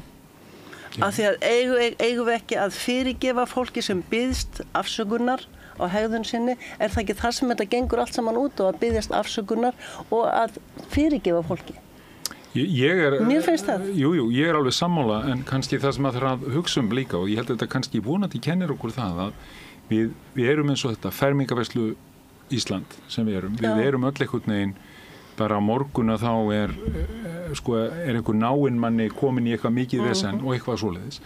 Við verðum að vera svolítið samkvæm í því hvernig, ef ég ætla að vera þessi sem að dæmi allt og alla að þá það auðvitað, þetta alltaf svona, maður bendir og það eru 5 puttar sem koma tilbaka og það það sem vont. Í þessu máli kannski það þannig að þetta nú ekki alveg svona gamalt, þetta voru síðustu færslu 2007 sem ansi nálægt finnst mér í tíma, en ég sjálfur, ég geri, fólk má bara, þú veist, ég held nefnilega að fólk geti skipt skoðun, ég held að fólk geti breyst. Já, ekki líka. En vandinn kannski þetta, þarna var maður búinn að beita mælistak og annað fólk mjög mikið, svona, og þá þetta, og svo ferði í pólitík og þá kemur þetta upp og þá mælistikan dregin aftur upp, þessi mælistika bara á þig og þig en ekki mig, og maður sér þetta líka eins og í MeToo-málum annað, það að ég stend með þolendum og svo gerist eitthvað nema, þú veist, þegar maður búin að vera að dæma ykkur öll hérna, svo gerist það bara að ykkur mér nákomin komin í þessa stöðu, hvað sem að við erum átt okkur að þetta lítið samfélag og þetta getur átt við okkur öll einhvern veginn, ekki það að ég held samt að eigi ekki við okkur öll að því við erum nú flest kannski vonandi þannig að við séum ekki að skrifa svona allt það. En við skulum fara varlega með dómana, ég sammála því, en þegar mælistikur eru dregnar upp og þá svo erfitt að segja nei, það má ekki nota hana núna, sko. Það svo erfitt, sko. Það Já, mér finnst bara dómharkan hún vera óþarflega mikil. Já. Í þessu litla samfélagi. Já, það sem ég finnst líka einmitt svolítið skrítið þegar að vera sko kannski dæma gæði fyrirgefningarinnar en hérna, svona eins og einhvern veginn horfi augunar og ég ætla að vita hvort þú ert að yðrast alveg nógu mikið, en kannski bara það ekki líka þetta svolítið erfitt að meta réttmæti umræðunar af því að hún akkurat á þessum tíma og í þessu samhengi, hún inn í kosningabaráttunni og þess vegna svolítið erfitt að svona, að því að þetta líka skandallinn með Jón Gunnarsson og þannig njósnaran var nýbúið og svoleiðis að þetta svolítið svakalegt leikrit svona, hvað skandall? Það akkurat það sem að mér finnst þetta allt sem að vera leikrit. Vegna sem ég hef á tilfinningunni að það sé í raun og veru verið að undirbúa stjórnarmyndun fyrir kosningar. Það mín tilfinning. Þetta bara eitt stórt leikrit og svo dregin fram einhver skandall svona til þess að hressa aðeins upp á þetta. En það vitlaust gefið og það búið að gefa. Það mín upplifun. En vonandi... Ég meitt að kjósa. Vonandi hef ég rangt fyrir mér. Þetta mín til. En þá líka einmitt umræðan spillingu og samtryggingu sem meira heldur en bara að við séum saman í fermingaverslu og þekkjum hvort annað og þurfum að vera umburðarlynd og séum hugsanlega meðvirk. Það notað sama, já. Já, það þetta líka. En svo líka þetta náttúrulega bara dæmin það svo stórfelld samtrygging sem á sér stað sem að kallast bara líka spilling en hver saknaði nú svona annars? Eitthvað sem virkilega bara hefur gleymst? Það náttúrulega við erum búin að tæpa á ýmsu hérna, heilbrigðismálum, ekki heilbrigði og ýmslegt annað og málefni öryrkja en það svona kannski mikilvægast náttúrulega kannski að horfa á, ég held að mál nummer 1, 2 og 3 það að fólk mun líklega kjósa með veskinu. Það verðbólgan að ná henni niður, það vaxtastig í landinu sem sko hrópandi hérna á okkur. Ungt fólk getur ekki eignast húsnæði, það stendst ekki greiðslumat. Ég gátum gert þetta í gamla daga, allan ég og Grímur svona láta einhver millifærin á reyninginu okkur og selt bílinn og keypt hann daginn eftir. Já, maður var alltaf við einhver svona bixi. Já, einhver bixi. Og en núna það ekki hægt, computers as no. Það þessi húsnæðismál og hvernig unga fólki okkar kemst inn á markað og hvernig höldum við í landinu. Það er bara svo að fara ekki eitthvað annað. Það eru mál eins og bara ríkisfjármálin, það þarf að skoða þau, það þarf að og ég sá að Gunnar Smári var að tala það að væri tækifæri líka til þess að taka til þannig að ég að sammála honum við því þannig að og það er eitthvað sem þurfum að gera og við erum búin að vera að auka við skuldir hér í COVID og fleiri málum og við þurfum að fara að vera með ráðdeild og sparnað og finna leiðir til að gera hlutina betur fyrir sömu peninga og það held ég sjálf hægt það við erum að sjá stórkostlegar breytingar varðandi gervigreind, tækninýjungar sem að geta leyst ýmislegt af hólmi og ef við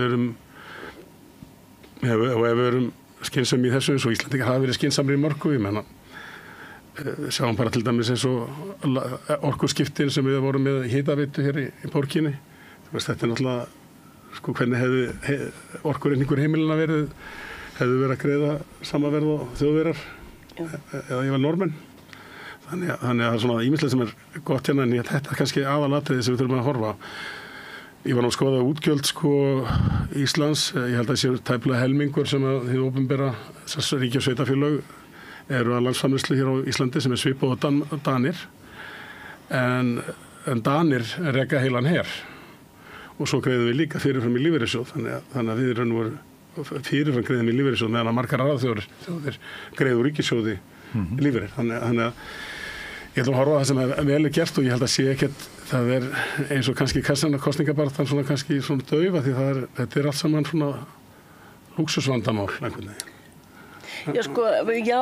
En ég vil taka það fram að að koma tilbaka til Íslands alltaf gaman. Landið alltaf fallegt. En það fullt af hlutum sem við tökum sem sjálfsagðan hlut sem eru dásamlegir. Ég geng labba í Sundhöllin og þar kaupi ég mér árskort fyrir 5.000 kall. Þetta náttúrulega bara djók. Ég get fengið að fara í sundlaug einu svona á dag og í heita pott og það allt saman hreint. Oftar á dag. Það allt hreint, það allt tipp-topp, það allt algjörlega fullkomið og fallegt líka. Og það kostar 5.000 kall á ári. Það ekki neitt. Ég labba niður á Borgarbókasafn og fæ mér bókakort. Það kostar mig ekki neitt. Þetta algjör lúxus. Ég labba niður Laugaveginn og það sést ekki snjókorn vegna þess að það allt sem hann upphitað. Skilur, ég kem náttúrulega frá vanþróuðum löndum til margra ára, en lúxusin sem við höfum hérna alveg svakalegur. Það þarf bara að dreifa svolítið auðnum og gera það, en við höfum það alveg svakalega gott. Flest. Það þarf bara að bæta stöðu þeirra sem hafa það ekki gott. En það allt til staðar hérna. Fegurðin og fólkið og borgin og þetta, ég meina, það ekki hægt að kvart yfir þessu, krakkar. Nei, en svo náttúrulega að tala um útlendingamálin svokölluð sem voru svolítið ég held að menn sé nú svona frekar farnir að bara hætta að tala um þetta sem einhver kosningamál, þessi útlendingamál og Já, það reyndist útlendingarnir reyndust allt sem að vera Úkraínumenn og Venesúelar. Það upp á staðið. Það var nú svolítið kjánalegt. Þetta var líka bara svo, þetta auðvitað, ég ánægði með það því leyti, þó að segja, ég var nú á leiðin hérna þá hlustaði ég á fréttir og þá verið að tala, en mér finnst að sá flokkur sé einhvern veginn að minnka svo lítið, svo sem talaði mest útlendingamálin, hann var að tala útlendingamálin, og þessi ótti, það var þessi gengi og allt þetta, en það bara var að ræra öllu saman. Ég mjög ánægði með og það var bara virkilega, það máli hrósa Sigurð Inga, hvort sem að þetta var kosningabrella ekki, þá var þetta allavega jákvæð kosningabrella að því hún breytti orðræðu. Hún breytti orðræðu þannig að það var eiginlega, það er mjög erfitt að halda áfram að tala með þeim hætti sem að talaði fólk. Og ég fagna því, mér finnst það bara vel gert og bara prika á það, hvort sem það var einhver auglýsingarstofa eða einhver annar, það bara skiptir engu máli, það bara allt í góðu. Allt sem auðvitað einmitt með mætti samræðunar ef það hægt að breyta aðeins svona áherslum á svona stuttum tíma, það var stórkostlegt. Mér finnst vanta miklu meiri umræðu húsnæðismál og málefni barnafjölskyldna, geðheilbrigðismál, bara málefni fólksins. Ég meina, getum við að hætta þessari skattaumræðu og allt í lagi að hafa hana með, en ekki láta hana stela umræðinni. Málefni, ekki svolítið skrítið hvað þetta eitthvað aðskili, efnahagsmál, skattamál og svo málefni barnafólks, það ekki skattamál? Jú, þetta tengist það, en alltaf samt, bara mér finnst alltaf einhvern veginn svo snúast að þú ætla bara að vera að hækka skatta þarna og eitthvað svona, tölum bara hvernig við ætlum að laga það sem við þurfum að laga og við vitum það alveg að skattar skipta miklu máli í því að bæta samfélagi. Skattar eru nefnilega notaðir til þess að byggja upp samfélag. Það er ekki allir sem skilja þetta, en ég bara sakna húsnæðismál, þetta risa vaxið vandamál sem við sitjum fram fyrir, hvort sem það að eignast húsnæði eða leigja húsnæði. En ég held að þetta sé nú svolítið, húsnæðismálin séu komin svolítið inn hjá öllum flokkum. Ég held að fólk sé átt að sjá því að við erum komin í algjör og ógöngur. Já, ég held að við séum eiginlega bara þetta hér, við vorum bara þú nú verið að spá mikið í þessu og ég svona held að við séum með þetta, það þarf að endurskipuleggja það hvernig við hugsum þetta, þessi eigna stefna og þetta er ekki góð og líka, þú veist, ég bý nefnilega, ég var að taka þetta, ég horfi á hús á hverjum degi sem er í garðinn minn og þetta er bara svona hús og í þessu húsi held ég að séu hættu í 30 íbúðir. Þetta er ekki stórt hús sem eru svona hólfuð og það er ekki gluggar, þetta er bara svona hólfa niður, engar eldvarnir skilur sem eru teknar út eða neitt og það er búið að benda á þetta hús, samt býr þarna ennþá 30 manns og þetta allir erlendir og njóta engra réttinda og maður velti því fyrir sig sko, ég meina þetta er auðvitað afleiðing þess sem við erum að tala hérna, húsnæðismál, vextir, leigumarkaðurinn, þú veist hvað kostar að leigja og allt þetta og neyðin er þannig að hún kallar auðvitað á þetta. Þannig ég held að við erum öll einhvern veginn, það er bara spurning hvaða leið við förum að því. En ég held að valla sér nokkur hérna sem að sætti sér við það bara að þetta sé svona. Nei, þessi húsnæðismál eru margflókin og það hefur ýmislegt verið kannski gert, ég menna eins og verkalýðshreyfingin hefur stofnað leigufélög eins og Bjarg og svo lítið sko. Og lítið, en það er samt eitthvað, það er eitthvað rúmlega að tæplega 7300 íbúðir, 7200 íbúðir í byggingu núna, þannig að það er ansið mikið frambóð að koma. Svo á hinni liðinni segja framleiðendur húsnæðis að það get ekki keypt að það standist ekki greiðslumat og það er alltaf út að háa vöxtum og fyrst og fremst. Þannig að svo hefur alltaf verið sett þessi hlutdeildarlán, stoppstyrkir, ýmislegt verið gert í þessum húsnæðismálum og það er skattfrjáls notkun séreignarlífeyrissparnaðar. En það sem að sér kannski í auknu mæli er það að foreldrar er að hjálpa börnunum sínum að kaupa og eiga hlut í íbúðum. Og það er náttúrulega, ég hefur náttúrulega alltaf þekkst en kannski meira mæli núna en oft áður og það er náttúrulega ekki gaman að vera alltaf upp á foreldrar sína komin. En þessi húsnæðismál eru vissulega, ég meina þetta er mál sem allir flokkar eru með og menn eru með mismunandi lausnir í því. Á framleiðsluhliðinni þá er lóðaverð orðið mjög hátt, hlutdeild lóðar í byggingkostnaði er orðið mjög hátt með það hvað það var áður og svo þarf náttúrulega einhvern veginn að leysa eins og til dæmis það þarf náttúrulega að bæta almenni samgöngur, það þarf að efla byggðir hér í það sem að kalla kannski 50 að frá Hvítá til Hvítár að það sé auðveldara með samgöngurinn eins og er náttúrulega verið að tvöfalda veginn upp á Árborg, Þorlákshöfn og Hveragerði og svo þarf alltaf að horfa líka til Reykjanes, það þarf að klára tvöfölduna þar og gera þetta einu atvinnusvæði og ég held að það muni líka laga húsnæðismarkaðinn að hluta til.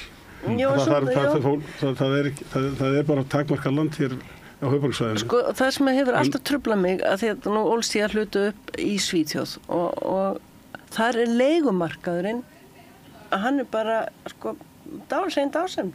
Þú velur bara í hvað hverfi þú vilt búa og þú borgar þína leigu og hún á ekki að vera meira en 25% af þínum launum og svo velur þitt barnaheimili sem hendar þinni leið í þinni vinnu. Af hverju óskopunum getum við ekki gert þetta? Við fórum ekki þessa leið, það er vandinn. Það er vandinn og við fórum ekki til þessu lífeyrissjóðin sem að lána megi ekki eiga í þessum félögum sem skrifa sér inn eins og lífeyrissjóðin í Danmörku sem ég talaði svo oft sem skrifaði bara hreinlega það. Samfélagsleg verkefni, við höfum lært að reynslunni að þau eru ekki bara góð fyrir okkur og svona annað, þau eru líka góð fyrir fjárfestinguna, þau eru góð fyrir ávöxtunina. Lífeyrissjóðurinn í Danmörku sem að ég leigði af þroskaþjálfin fyrir 25 árum, hann er enn að leigja 10.000 íbúðir, að hann skilaði 6% ávöxtun á síðustu 10 árum, meðan lífeyrissjóðurinn í Reykjavík sem á bara kaupa, það sem á kaupa og við vitum hvað hann á kaupa, 4,7. Það var þess ekki breytt með minnir að Alþingi hafi breytt þessu núna lífeyrissjóði mega fjárfesta í íbúðarhúsnæði núna. Já, en það má ekki fjárfesta í þessum, þetta er samfélagsdrifin verkefni, þetta er ekki, þú þarft að, þau eru skrifuð niður, þetta eru verkefni þar sem í rauninni ég er að njóta ákveðna réttinda með í lifi. En þannig er líka verið náttúrulega ákveðin stéttaskipting sem kemur þá framlíklega í fermingarveislunni þarna að sumir foreldrar geta hjálpa börnunum sínum, aðrir ekki og þá er einhvern veginn í staðin fyrir að þetta sé á ábyrgð ríkisvaldsins að tryggja jafna aðgang. Sko, það sem mér finnst svo merkilegt er þessi eignastefna sem hefur alltaf verið hér, þú átt alltaf að eiga íbúðina þína. Þar sem í þeim löndum í Evrópu sem ég hef búið og í Skandinavíu, þar leigurðu bara íbúðina þína.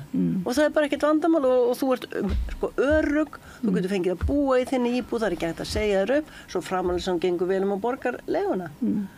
Af hverju óskopunum þarf maður að eiga? Ætla ég að fara með húsið mitt í gröfina eða hvað er þetta eiginlega?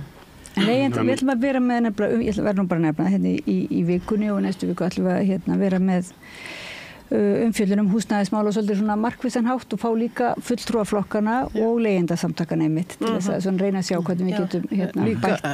Það hefur alltaf þótt á Íslandi svolítið púkó að leigja.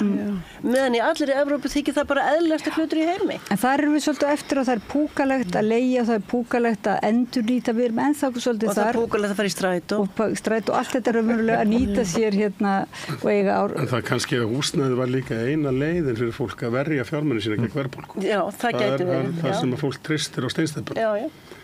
Við höldum náttúrulega bara aðra leið, við fórum aðra leið bara strax í stríðinu, það breyttist svo margt hérna hjá okkur í stríðinu og það er meðan að þeir voru allir Stáning og þeir fyrir stríð í Danmörku og svona verkalýskratisminn sko, hann bara hvarf og við fórum hann var alltaf pínu undir og við fórum þessa leið að hérna, við fengum mikið af peningum, við vorum bara ekki kollektíft, þetta var komum svo úr svona þessu Við urðum nýrík. Já og líka bara einhvern veginn eðlilega eins og út að segja okkur leið bara þannig sem þjóð þetta var búið að vera ansi vont og þetta var ekkert sérstakt ástand hérna en við urðum bara vel rík og Ætlar að fara aftur kannski á 18. Ekki alveg þangað þetta bara vera bara í þessari 20. og það var bara ekki þessi stemming við fórum líka Ég meina, ef þú lifðir ekki góðu lífi hér, þá varstu á sósíalnum í Danmörku, því hér var engin sósíal. Við vorum ekki meðslíkt. Það var ekki öryrkjar, voru hraktir hér úr landi. Þetta var bara þannig kerfi. Þannig að margt hefur breyst til batnaðar með það. Við berum virðingu, aðeins meiri virðingu. En eins og Magnús er að segja, nú er kannski verið að kjósa það líka að halda fólkinu í landinu og það er kannski stóra málið og þá er ég nú nefna einn málaflokk sem hefur ekkert mikið verið rætt fyrir kosningar og það eru loftslagsmálin og náttúruverndin og umhverfismálin raunverulega af því að þau eru svo það er svo erfitt einhvern veginn að reikna þau er það ekki hagfræðilega að reikna þau alveg inn í hérna 18. nóvember 2024 Við erum nú að reyna en það er hins vegar það er alveg, við erum komið mjög framalega í orkuskiptum en við eigum eftir að orkuskipta í samgöngum, það er þá bílar, skipin og flugvélarnar en við getum til dæmis þessi rafvæðin kafna sem er á leiðinni, það mun minnka kolefnisspor skipa mjög mikið ef það er hægt að stinga þessu stóru skipum í samband þannig að það er ýmislegt sem við getum gert og það verður mögulega gert á næsta kjörtímabili og ég held að þessi leið í orkuskiptunum til dæmis Bandaríkja með bandaríska fjármálaráðuneyti hefur metið það þannig að svokallar Inflation Reduction Act sem var samþykktur á síðasta forseta að ábatinu honum út af MNA þessum loftslagsmarkmiðum séu 5 trilljónir bandaríkjadollara til ársins 2050. Þetta eru tölur sem maður skilur ekki. En það er þá líka, þá er minnað atburði eins og flóð, það sem er að eyðileggjast hús, það fellibylum og slíku og líka þetta er það sem kallar alþjóðlegur ávinningur. En vandinn í bakslagi samt þannig að þetta er þannig að þetta var fyrir 4 árum, eða fyrir 6 árum eða 8, hvernig þeir vorum að kjósa þá voru þessi mál heit. Núna þá alveg svo í Bandaríkjunum þá var kosið í hináttina og það, til þess að fara í rauninni að þetta er allt saman hók, þetta er allt saman bara vitleysa. Er ekki grænpáin aðalmaðurinn, hann er bara Elon Musk. Já, en við treystum á sig að koma þessari jöfnu, eða þessu X inn í hagfræði útreikningana, þannig að við fáum og Nei, þetta er mikilvægt mál og mikilvægt mál fyrir Þetta er ekki bara tæknilegt mál, þetta er náttúrulega bara líka hugarfarsmál. Þessi fjárfestingar sem erum að fara í orkuskiptum kannski annars staðar í heiminum eru líklega, svo fyrir mig 18. öldina mestu fjárfestingar sem mannkynið staðið frammi fyrir síðan á iðnbyltingu. Þannig að þetta eru gríðarlega tækniframfæri sem eftir að sjá.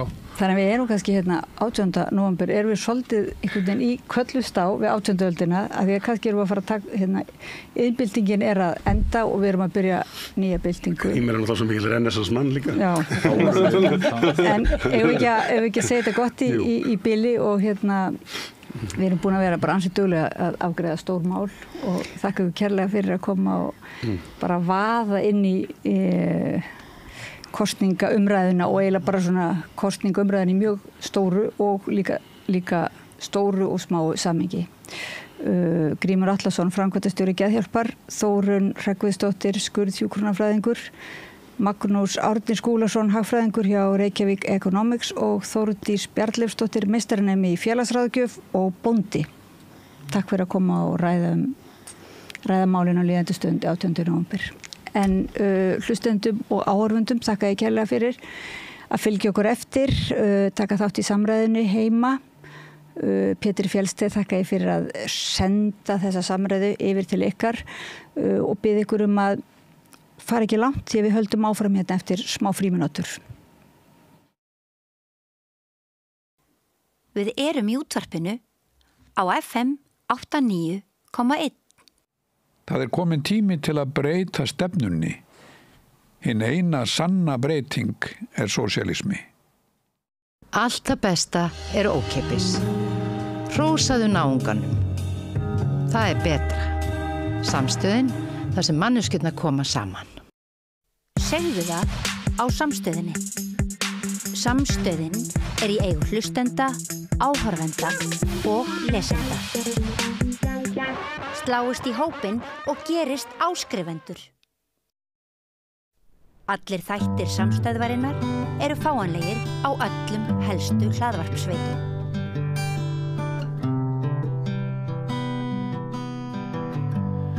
Já, komið sæl og blessuð. Í dag síðasti dagur Alþingis. Sumir segja að farið hafi fé betra. Það styttist í kosningar og þetta var nú ekki mjög góður dagur fyrir þau sem hafa staðið að ríkisstjórninni síðustu 7 ár því þau fengu á sig dóm sem segir að búvörulög þau stríði gegn stjórnarskránni og hafi ekki lagagildi.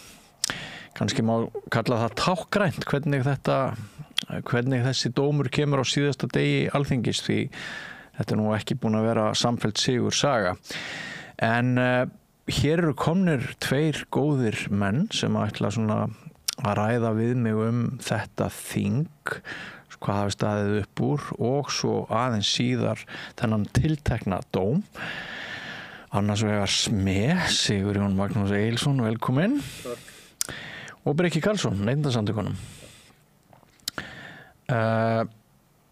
Sigurjón, þú hefur náttúrulega fjallað Alþingi ansi lengi. Manstu hvenær þú varst fyrst þingfréttaritari? Já, ég man það sko. Það var náttúrulega hafði ég komið áður sem blaðamaður og skrifað eina fréttaðan en það var 1992, einhvern tímann 2 ári, að þá annar maður, ég ætla ekki að nafngreina hann, sem var þingfréttamaður og morgnana voru svona ritstjórnarfundir, það var skipað út verkefnum og svoleiðis. Og þá segir Jónas Kristjánsson að hann vilji skipta út á þinginu. Og þeim sem var þingfréttamaður dauðbrá og svo segir hann bara við mig vilt þú taka þingið? Ég sagði bara já og þá var það brákið og þá þess að mjög stór erfið mál. Þá umræðan evrópska efnahagsæði byrjuð til dæmis og ég hafði ekkert fylgst endilega eins mikið með henni eins og ég miðað við það sem að beið mín sko. Þannig að þetta var mjög forvinnlegt að koma inn og líka sérstaklega því að ástæðan fyrir því að meðal annars að hann vildi skipta mann í þinginu, það sem tjónasettinn, var svo að sá sem fyrir hann var bara með sko mjög fáa heimildamenn og allt og stutt á milli það var eiginlega bara Alþýðubandalagið og Alþýðuflokkur og það var ekki nógu gott. Þannig að það var bjagaður fréttaflutningur. Já, og ég þurfti að standa svolítið mikið í því að leiðrétta þetta. Og ég man eftir því, segja sko þegar ég nýbyrjaður í þessu, að þá Ólafur Ragnar, formar Alþýðubandalagsins og við stöndum fram á stígaskurni fyrir utan salinn, þess að stígin liggur niður í Kringluna þar. Ég og Ólafur Ragnar og hann tala saman og þá kemur Davíð Oddsson út og stoppar svona ofan í tröppunni og snýr mér og segir, ég sé það að þú ert að tala við ritstjóraðinn og þá segir, ert þú ekki að sýta því? Eitt veit ég þó fyrir víst að formaður Sjálfstæðisflokksins til svo merkilega til að tala við mig. Þá gekk hann niður nokkra tröppur, kom upp aftur og sagði, komdu niður þingflokksherbyggi. Þar fórum við og það voru 2 eða 3 þingmenn inn hann rak og bara út. Fannur að ráða. Já, og það ræddi við þetta svolítið sko og hafið þér þá lítið gengið að ná samtölum við hann? Já, á ég að ljóstra upp? Nei, ég er ekki að láttu það vaða. Sko, þetta var mjög erfitt sko. Þannig að það var þetta viðeigastjórnin og þetta var mjög erfitt þess að með mikið stress fjárlögin þessa sem voru í smíðum hann voru mjög aðþrengd og mjög erfitt allt saman. Og og það var erfitt að brjótast inn í þingflokkana en svo var þingmaður Suðurlandi sem hafði nú verið í aðgerð, var búin að vera mikið veikur og það var mikil snjór úti og þingflokksfundurinn enda svona eitthvað nálægt kvöldmatt eitthvað og ég hleyp bara út og busta snjóin af bílnum fyrir mannin og tala bara við hann og ég bara setti bara í heila torfu alveg sko og síðan fór ég að hringja í þingmenn hér og þann til að fá staðfest sko hvort þetta hefur rætt þannig ég lendi þarna bara og svo sagði hinir blaðamennin að hvað þetta talaði hann maður? Ég bara góðu og þetta þannig fekk ég alveg fullt af upplýsingum alveg glás, ég tók hann að manna aldrei sem fyrst einu heimildina, bara fyrstu og fekk allt staðfest og sem hann sagði og hann var svona eins og hann væri fundakjarabók fyrir mig og en svo var alltaf í sögunni var krötunum alltaf kennt að þeir hefði verið að leka en það var ekki neitt jú, eitthvað náttúrulega en ekki á við þetta þarna fann ég bara sprungu og þekkti marga þannig að þeir sko ef ég var með máli þá staðfestu þeir við mig sko þetta var svona þetta var virkilega skemmtilegt tími. Það er ekki víst að allir viti til hvers þú ert að vísa en viðeigastjórnin sem sagt Jón Baldvin Hannibalsson og Davíð Oddsson. Já, 91. Einmitt. 91 til 95. Og þú nefnir sko að þarna varst ekki einn á Alþingi eins og nú orðið þegar Höskuldur Kári Schramir bara eiginlega einn orðin eftir sem þingfréttaritari. Nei, það var reyndar sko það var eiginlega bara sko útvarpið DFF og Mogginn. Já, en þó það? Já, flokksblöðum var alveg hægt að splæsa í þetta. En ég leit alltaf á þetta sem, sko, ég væri ekki til að skrifa, sko, Moggamaðurinn var að skrifa upp bara það sem var rætt allan daginn, sko. Og var bara að skýra því af sér, sko. Hann var sko bara eins og hann verið ritari.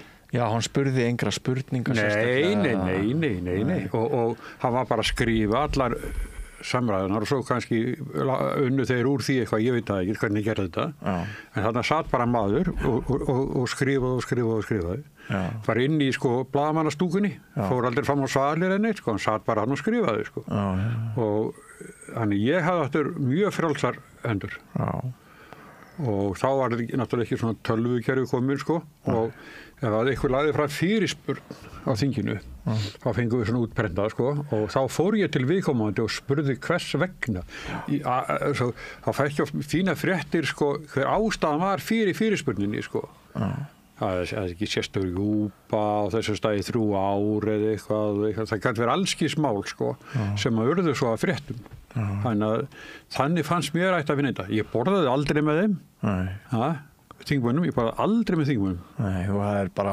góða armslengd á milli. Ef ég var að tala við einn þingmann og hannar kom að, þá fór ég. Og ég bjóð til traust hjá ansi mörgum með þessu. Ég var aldrei með í tjattinu. Nei, þú vildir halda faglegri fjarlægð.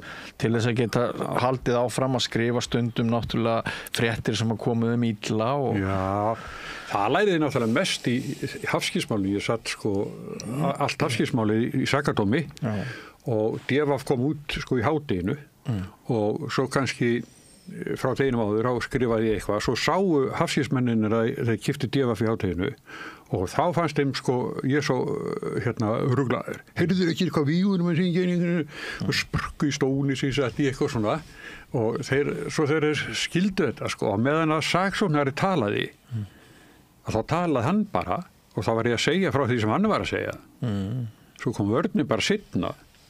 Ég gæti ekkert verið að laga eitthvað til að henda einhverjum ég var bara að skrifa bara skítinn sem kom fram og það lærið maður að mæta viðfangsefninu sínu á hverju meinast að degi það var svolítið töff Svona áður en ég sný mér að þér Breki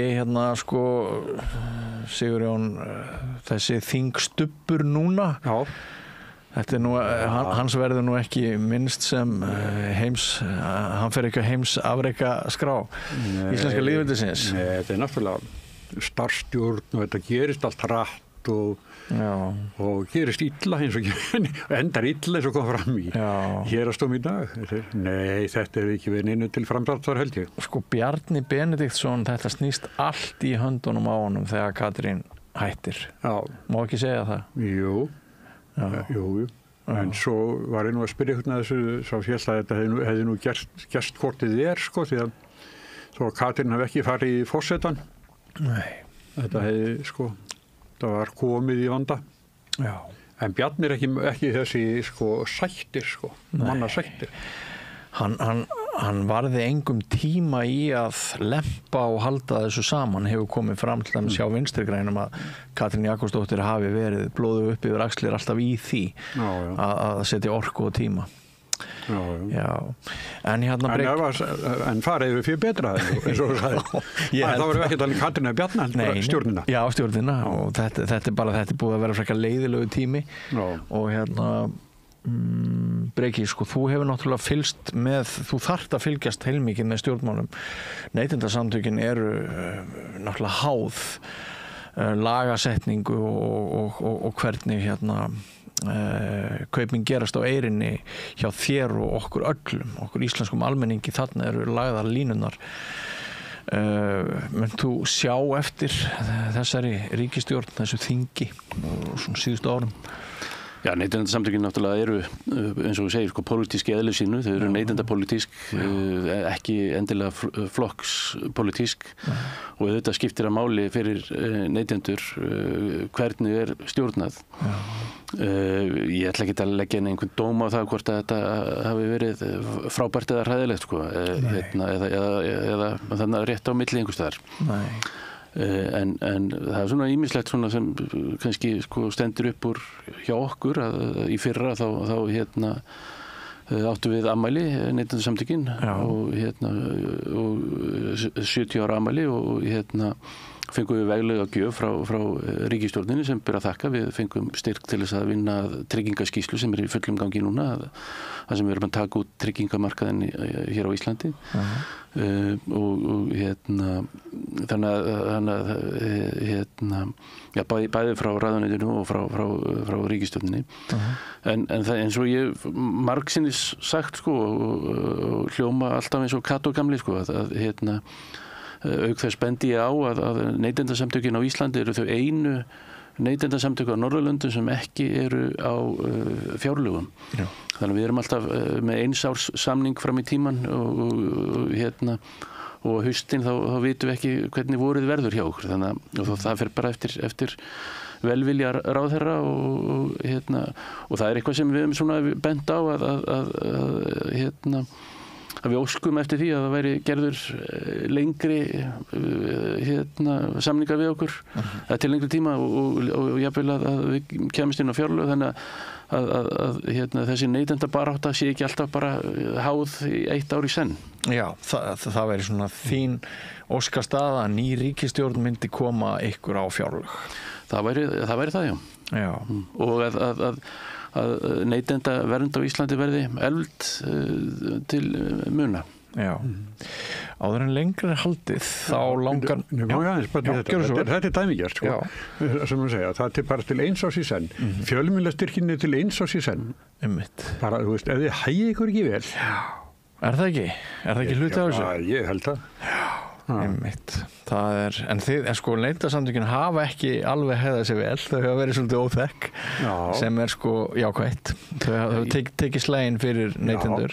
Já, ég veit það. Ég er nú alls ekki að segja að við höfum verið óþekk, við höfum verið bara, eða óþægur ljári í þúfu, við höfum bara, held ég, starfsfólk Neytendasamtökina hefur staðið sér bara vel í því að finna hvar kreppir að hjá neytendum og beint sjónum að því og fundið leiðir til lausna og beint stjórnvöldum á það. Þegar ég sé óþekk þá er ég að hrósa ykkur sko.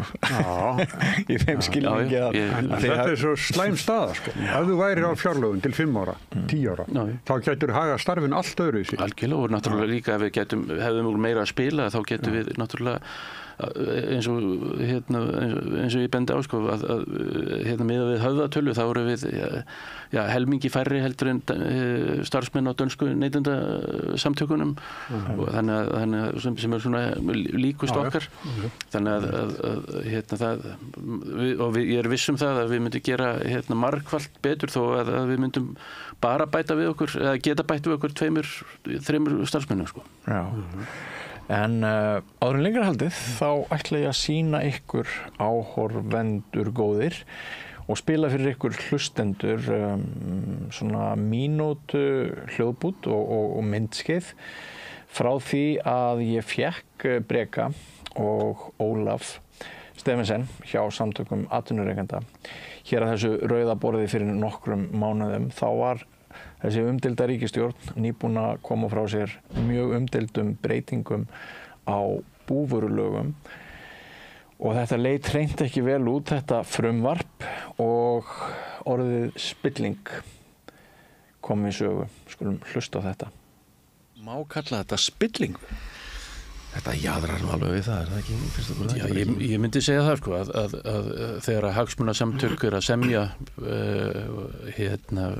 frumvörp og engin annar fær að koma að því og í rauninni í skjóli nætur eins og þannig var gert þá stappar þetta nærri spillingu eða allavega ef að segja að þetta sé ekki góð stjórnsýsla. Nei, og eins og þetta líka bara svo mikil í rauninni vanvirðing við samráðsferlið og alla hagsmuna og umsagnaraðila. Skrumskæling lýðræðis. Rauninni verið að segja bara spriklið og æpið og skrifið allar þar umsagnir sem ykkur sýnist.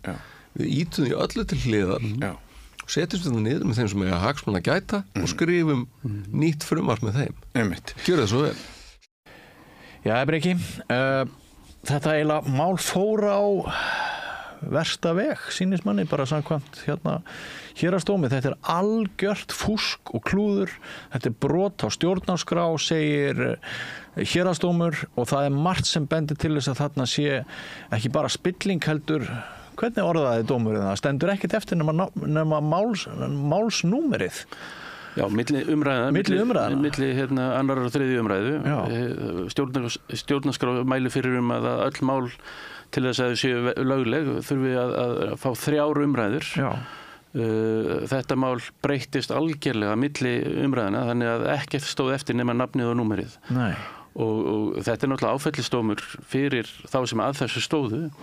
Þetta er áfellisdómur fyrir Alþingi, þetta er álit sem nekkir og ég trúi ekki öðru en að Alþingi hljóti að hugsa fyrir einhvers konar vörnum gegn ásælni sérhagsmuna iðnaðarins. Í þessu máli þá hefur það komið fram opinberlega að lögmaður félags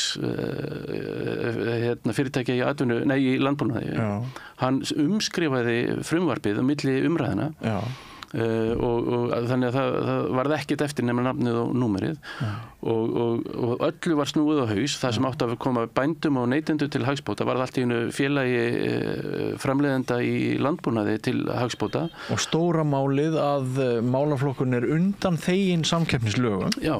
Og það er náttúrulega bara algjörlega galið. Sem er galið, er það ekki?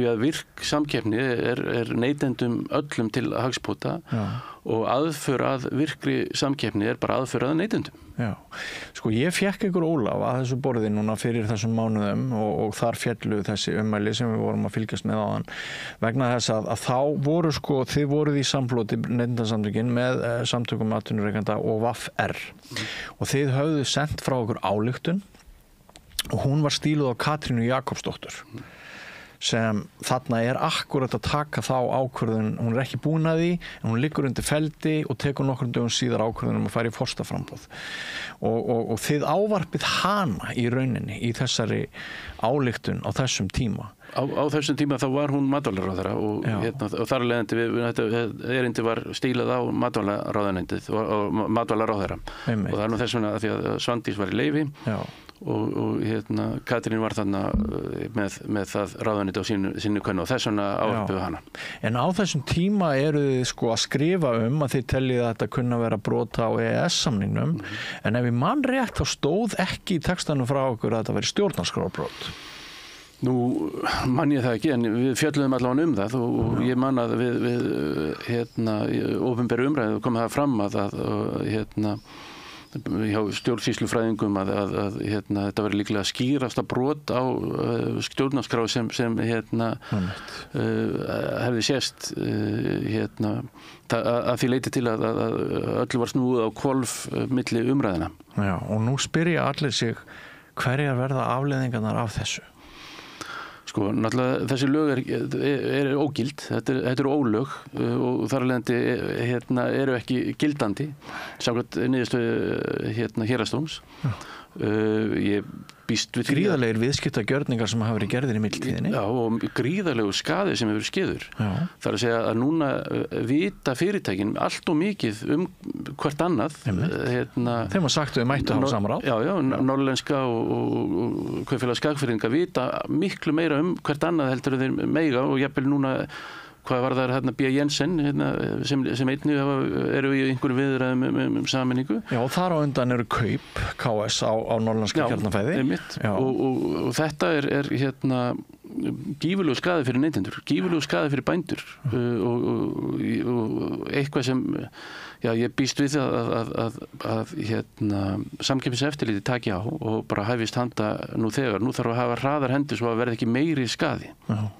En hvað ætlið þið að gera í Neytendasamtökunum? Ætlið þið að fylgja þessu einhvern veginn eftir? Við munum náttúrulega sjá til hvað samkeppniseftirlitið gerir í þessu. Ég hef enga trú á því að eftirlitið áfríi dómnum. En ég trúi því að þau hlíti honum og framfylgi honum, framfylgi lögum eins og dómurinn segir til það er að segja að þessi breyting á búvörulögum þau hafa ekkert gildi og ég býst við því að þau íhlutist eitthvað til þessa sameiningu og hef ég skoðun nú þegar án tafar á þessum gjörningi, á þessum kaupum á Kaupfélag Skagfirðinga á Norðlenska Kjarnafæði og þau stöðvi þennan gjörning sem í uppsiglingu að Jensen verði keypt líka. Þannig að og ef það ekki gerist hratt og örugglega þá setjumst við bara niður og hugsum okkar gang og athugum hvað við gerum þá.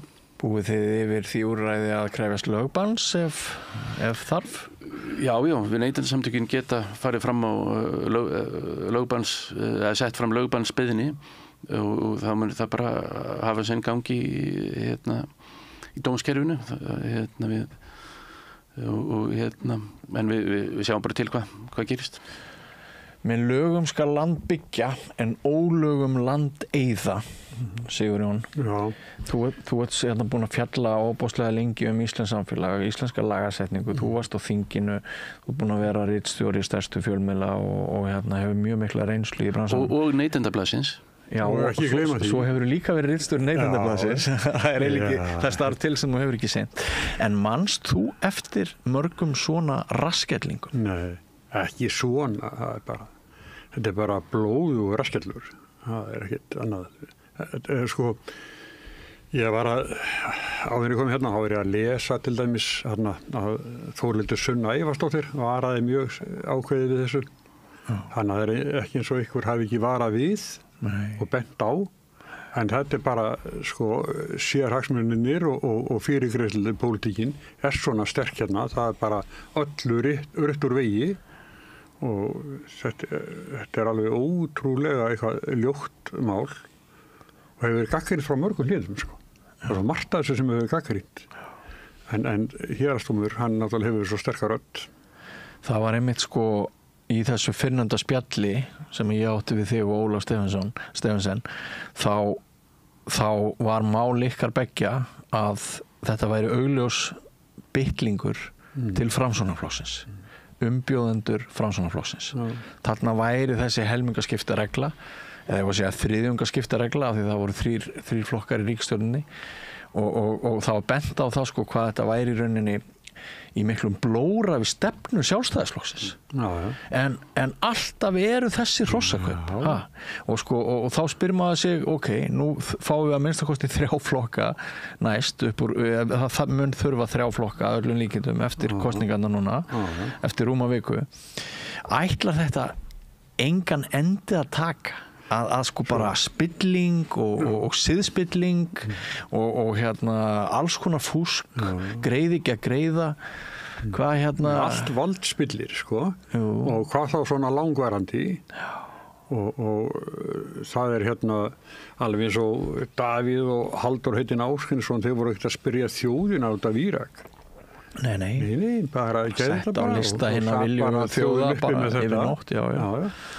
Og svona getur þetta orðið þegar menn eru orðin bara og vöru ekki með sig og þetta er bara gott á þetta fólk.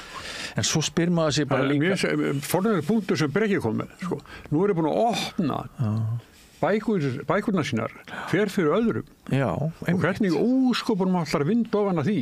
Einmitt. Það er bara ekki hægt. Gríðarlegu skaði sem að hefur orðið. Og þetta senst ekki stjórnarskrá.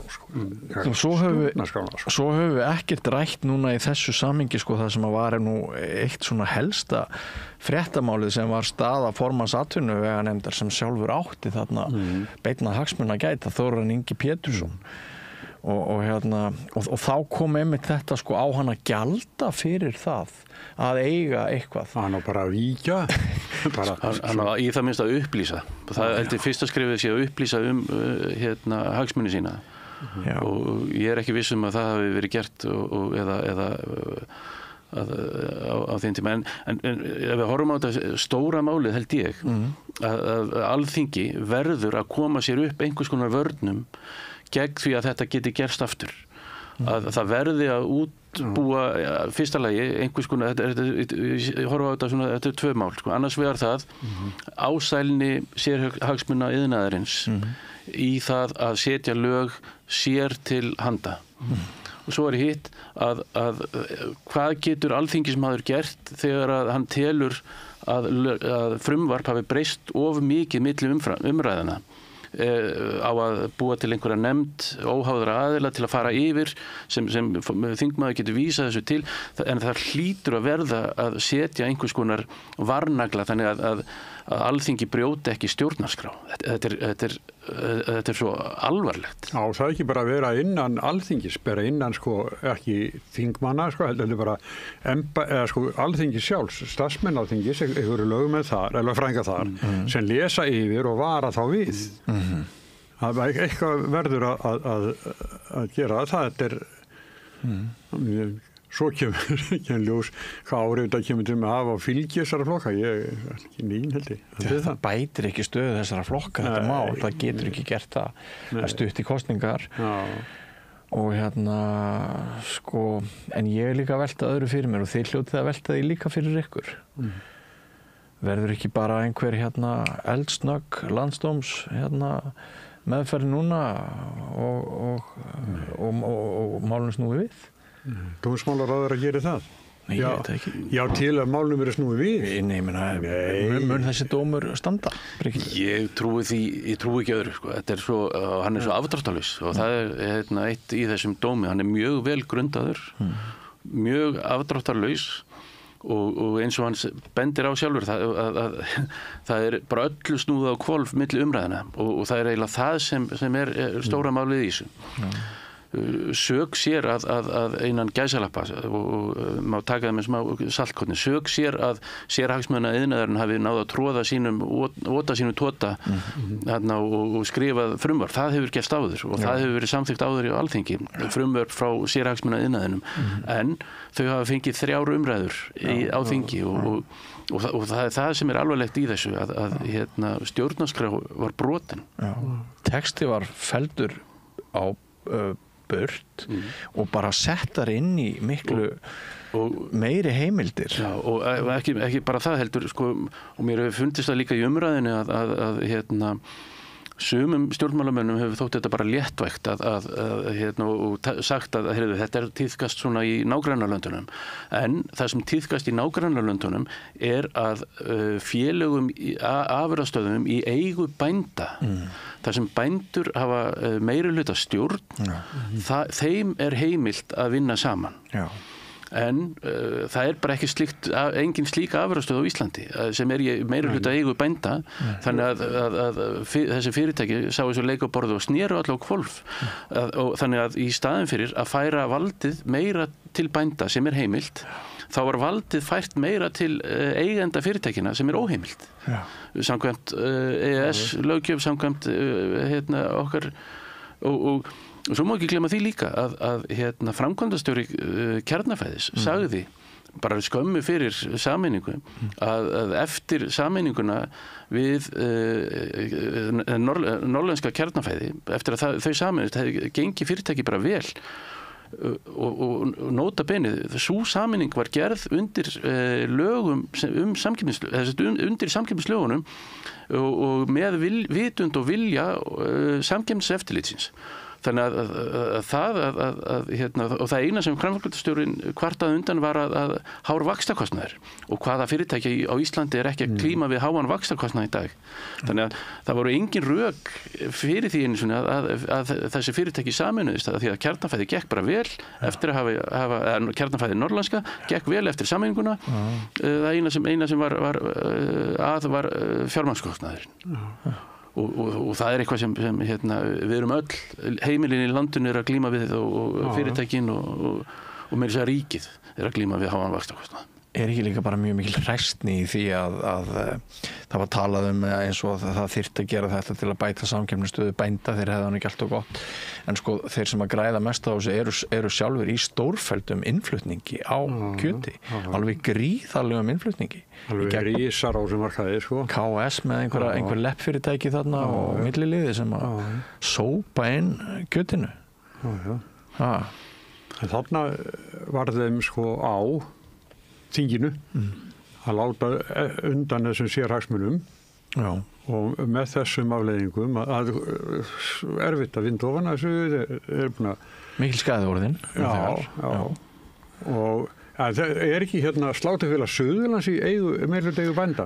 Ekki meirihluta eigu, nei. En það eru þarna margir bændur sem eru eigundur að Sláturfélaginu. En ekki eiga minnihluta, ég man ekki hvað. Nei, allt í lagi, já. En það ímyndin sem þeir vilja gefa út að þetta sé meirihluta eigu bænda, en það er í eigu. Og það er alveg rétt, en ekki meirihluta eigu. En Breki, mér sýnist í dag að ég hafi séð einhvers staðar að þið og VR séu náttúrulega búin að fagna þessum dómi, þessari niðurstöðu í sameiginlegri yfirlýsingu. En voru þá samtök atvinnurekenda ekki með ykkur í þeim fögnuði í dag? Þau samtök sendu bara út sína eigin fagnað. Okkar fagnaðir er kannski á öðrum nótum heldur en þeirra. Þannig að við vorum samtaka í þessu en félag atvinnurekenda var bara á eigin vegum í því. Einu sinni sagði nú á þeim tíma góður gegn stjórnmálamaður, þá breytum við bara stjórnarskránni. Það var þetta öðru máli, þetta var Halldór Ásgrímsson einhverju fiskveiðistjórninni, þá breytum við bara stjórnarskránni. En finnst ykkur ekki svolítið tragískt, herramenn, að verkleysi er nú kannski orðið sem að þessum 3 flokka bastarði, líkum við að segja að það verði einkunninn sem að þessi þryggjaflokka stjórn mun fá í framtíðinni, að verkleysi hafi verið svona kannski það sem að hennar verður helst minnst fyrir, ósamstaða og verkleysi, og svo loksins þegar þeir tóku búvörulögin og spýttu þeim í gegn með gríðarlegum breytingum, þá kemur héraðsdómur og segir nei, þarna voru það að brjóta stjórnarskrána. Þarna voru margir með langa þingreynsla baki sem að vinna í svo að stappa svona í þingflokkana. Þetta ekki eins og þetta séu nýgræðingar. Að þeir skuli ekki átt að tekka og þau eru svona og vitandi það að þau voru vöruð við þessu að þau umbylta frumvarpinu eins og segir bara nafn og númer eða þeir. Þetta bara hver maður að sjá sem að hefur langa þingreynslu. Segir þetta einhverja sögu að Alþingi manni fólk núna sem að var kannski ekki jafn hæft eins og þegar þú ert að fjalla þarna Alþingi, ef að leggja eitthvað út frá þessu, ráðgjöf þingmanna, er hún í mólum? Það er mikið talað að lagasetning hérna á Íslandi sé fúsk í seinni tíð og það sé ekki nægilega vel undirbyggt og svo framvegis, á maður að draga einhvern þannig lærdóm á þessu? Ég veit ekki, þegar að hérna áður, þá voru ekki þingflokkar á þingið með jafn marga starfsmenn til að geta kannski farið í svona mál fyrir þau með hraði en það ég veit ekki hvort að það voru hæfari stjórnmálamenn þá, ég vil meina það en félagi minn Þorsteinn Pálsson segir ég látti ekki svona þegar ég segi þetta hann vil nú ekki meina það en það voru svona skörungar svona miklir ræðu snillingar og einstaklega vel klári kallar eða fólk, Ingibjörg Sólrún líka en svo eftir núna finnst mér þetta bara svo ég held þetta sé svona ógnastjórnun líka, það þorir engin andmæla þú fari ekkert að móti sínu formanni það held ég bara þekkist ekki og ég held að sé hluti af þessu ef eitthvað segir, heyrðu, ég hef ekki ég held að sé þannig þetta er svona eitthvað svona smá fílu hroki í þessu Þessi orðin þau leiða hugan að öðrum dómi sem fjall í síðustu viku í héraðsdómi Reykjanes í málefni lántaka gegn Íslandsbanka í svokölluðu vaxtamáli og þar bendir dómarinn á og segir að það séu sérreglur á Íslandi. Þetta er oft kallað gullhúðun á Evróputilskipunum en í þessu tilfelli þá vil ég kalla þetta asbesthúðun því að þarna er verið að takmarka rétt neytenda að það séu, og dómarinn segir að það séu einhverjar, þó að við séum náttúrulega, við erum ósammála í því, ég held að dómarinn hafi ekki hugsað þetta alveg rétt, en dómarinn segir að það sé sérreglur í íslensku lögunum sem hann verður að taka tillit til. En það er ein aukasetning sem hefur bæst við Evróputilskipunina og þá er dómarinn raun að segja að þessi lög gilda og ef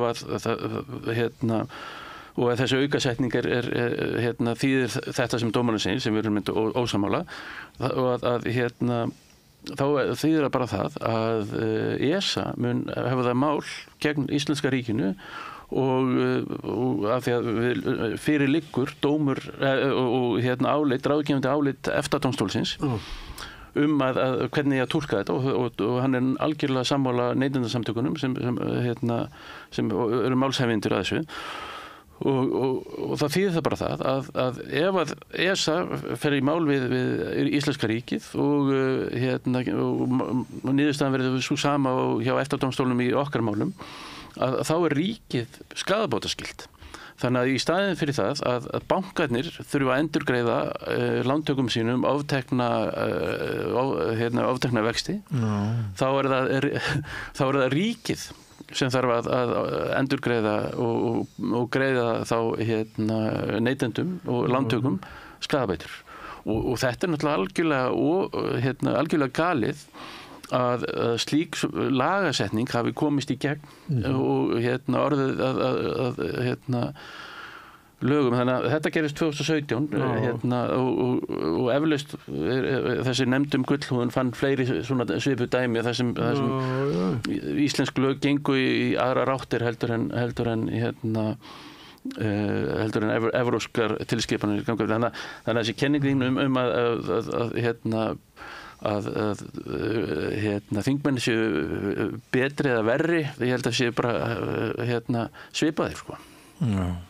En sko staða bankana til dæmis náttúrulega alveg gríðarlega sterk í þessu samfélagi og hagur minn sem neytanda hann er bara mjög lélegur. Mér er alltaf fundist ég að fá minna út úr bankaþjónustunni á sama tíma og mér veist ég vera rukkaðar meir og það er minna aðgengi og mér veist þetta bara allt vera á leiðin einhvern veginn í skrúfuna. Hver er þín tilfinning þar? Jú, það er sko mér finnst alveg ágætt að ég nú reka lítið fyrirtæki ekki út Heimi Best tímaritið og ég að mér verður á þeirra að stofna kröfur á viðskiptavina að gera eitthvað rangt ég man ekki hvað það var en ég átti að maður þetta getur ekki staðist hjá mér þannig að þetta er alveg hellingur ég þarf að fara að handleiðrétta þetta allt saman fara að sitja eina helgi og leiðrétti svo bara allt innu tekið út af reikningnum 200.000 krónur og ég hvað er þetta? Það voru leiðréttingar þarna, ég gerði það. Það skiptir engu máli. Engu máli. Ég veit að þið fórið, ég gerði þetta sko. Já, nei. Og þá segir ég leita mér ykkur öðrum kúkabanka. Þá sagði konan, blessa, reyndu bara, þetta er einsalsdagur. Já, þið leituð ekkert vita af... Nei, ég spurði svo sem ekkert að því.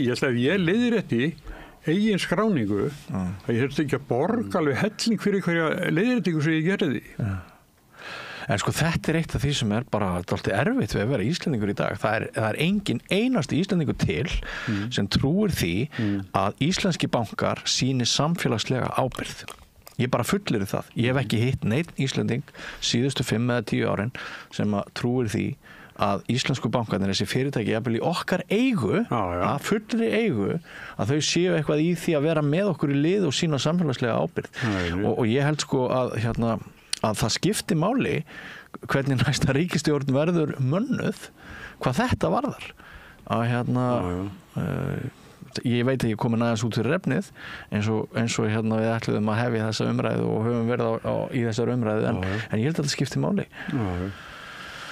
Ég vil líka segja sko, þráttur þetta með Landsbankan að svo sem er svona þjónustu fulltrúi hjá mér er alveg yndisleg manneskja og við saman leysum öll mál hér eftir sko. Yndislegt fólk og ömurlegt kerfi, sagði einhver staðar. Já, svona getur ekki díla fyrir ég gerir þetta sjálfur eða þá ekki nóg ég borgi í helmingin eða eitthvað sko.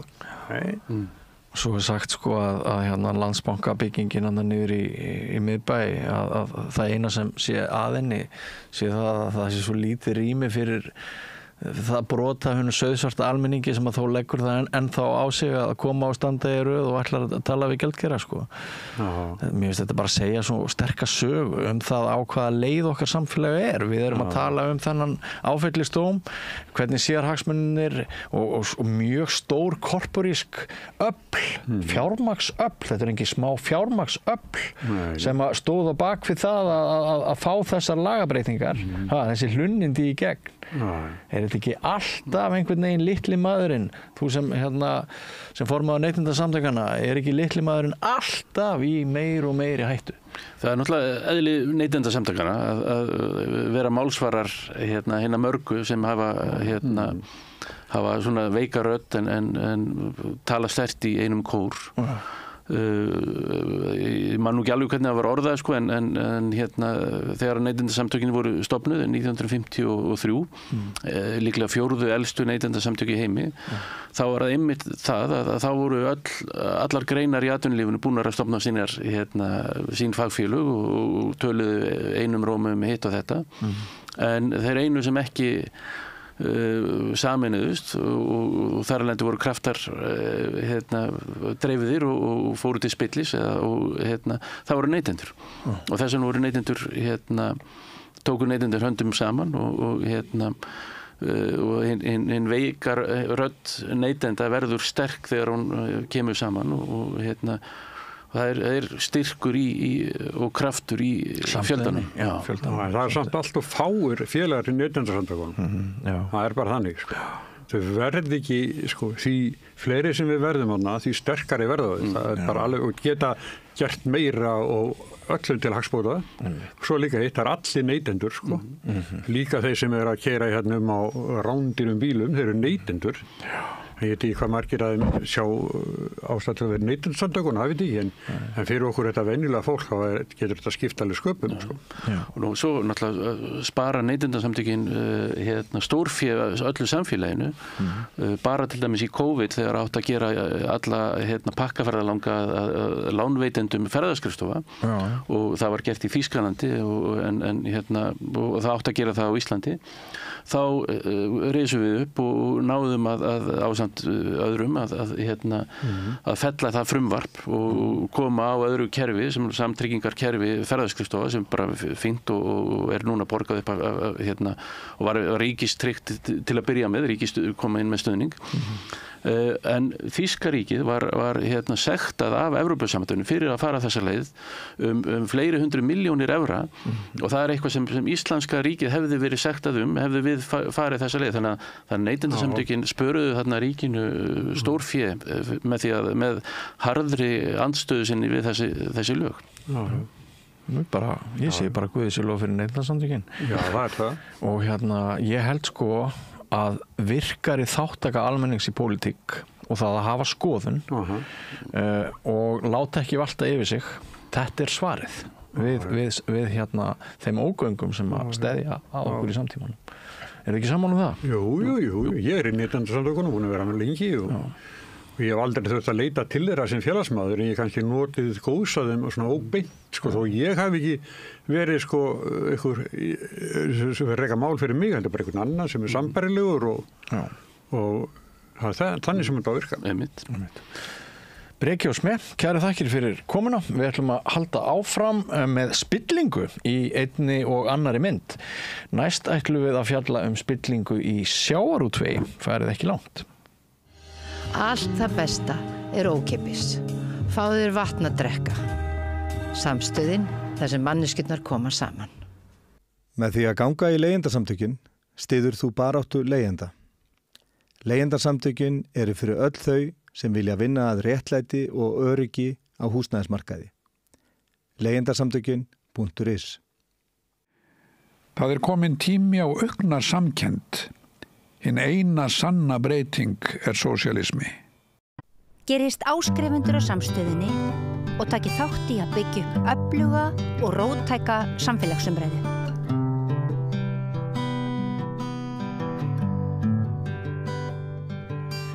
Já, komið í sæl og blessuð. Við ætlum að fjalla sjávarútveg núna. Eitt af þeim málum sem maður skildi ætla að væri hvað mest til umræðu fyrir þingkosningarnar. En það er ekki mikil umræða sjávarútveg og sú umræða sem er sjávarútveg, hún er að mest veiðigjaldið. Hvort það er að hækka það, hvort það sé á lágt eða hátt.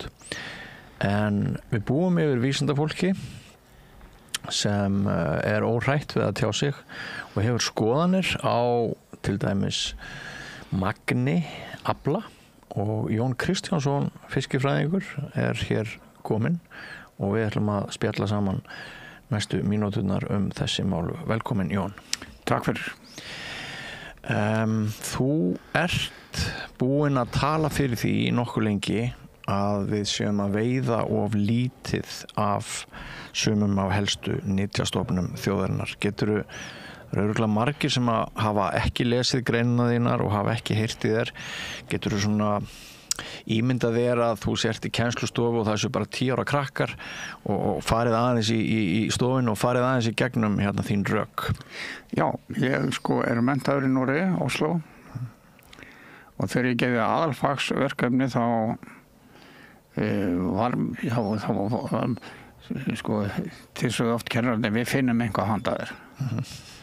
Ég var settur til mjög góðs manns í Bergen sem var að undirbúa rannsóknir fyrir virkjun sem átti að fara að setja á fót ekki langt frá Stavanger upp í 1000 metra hæð.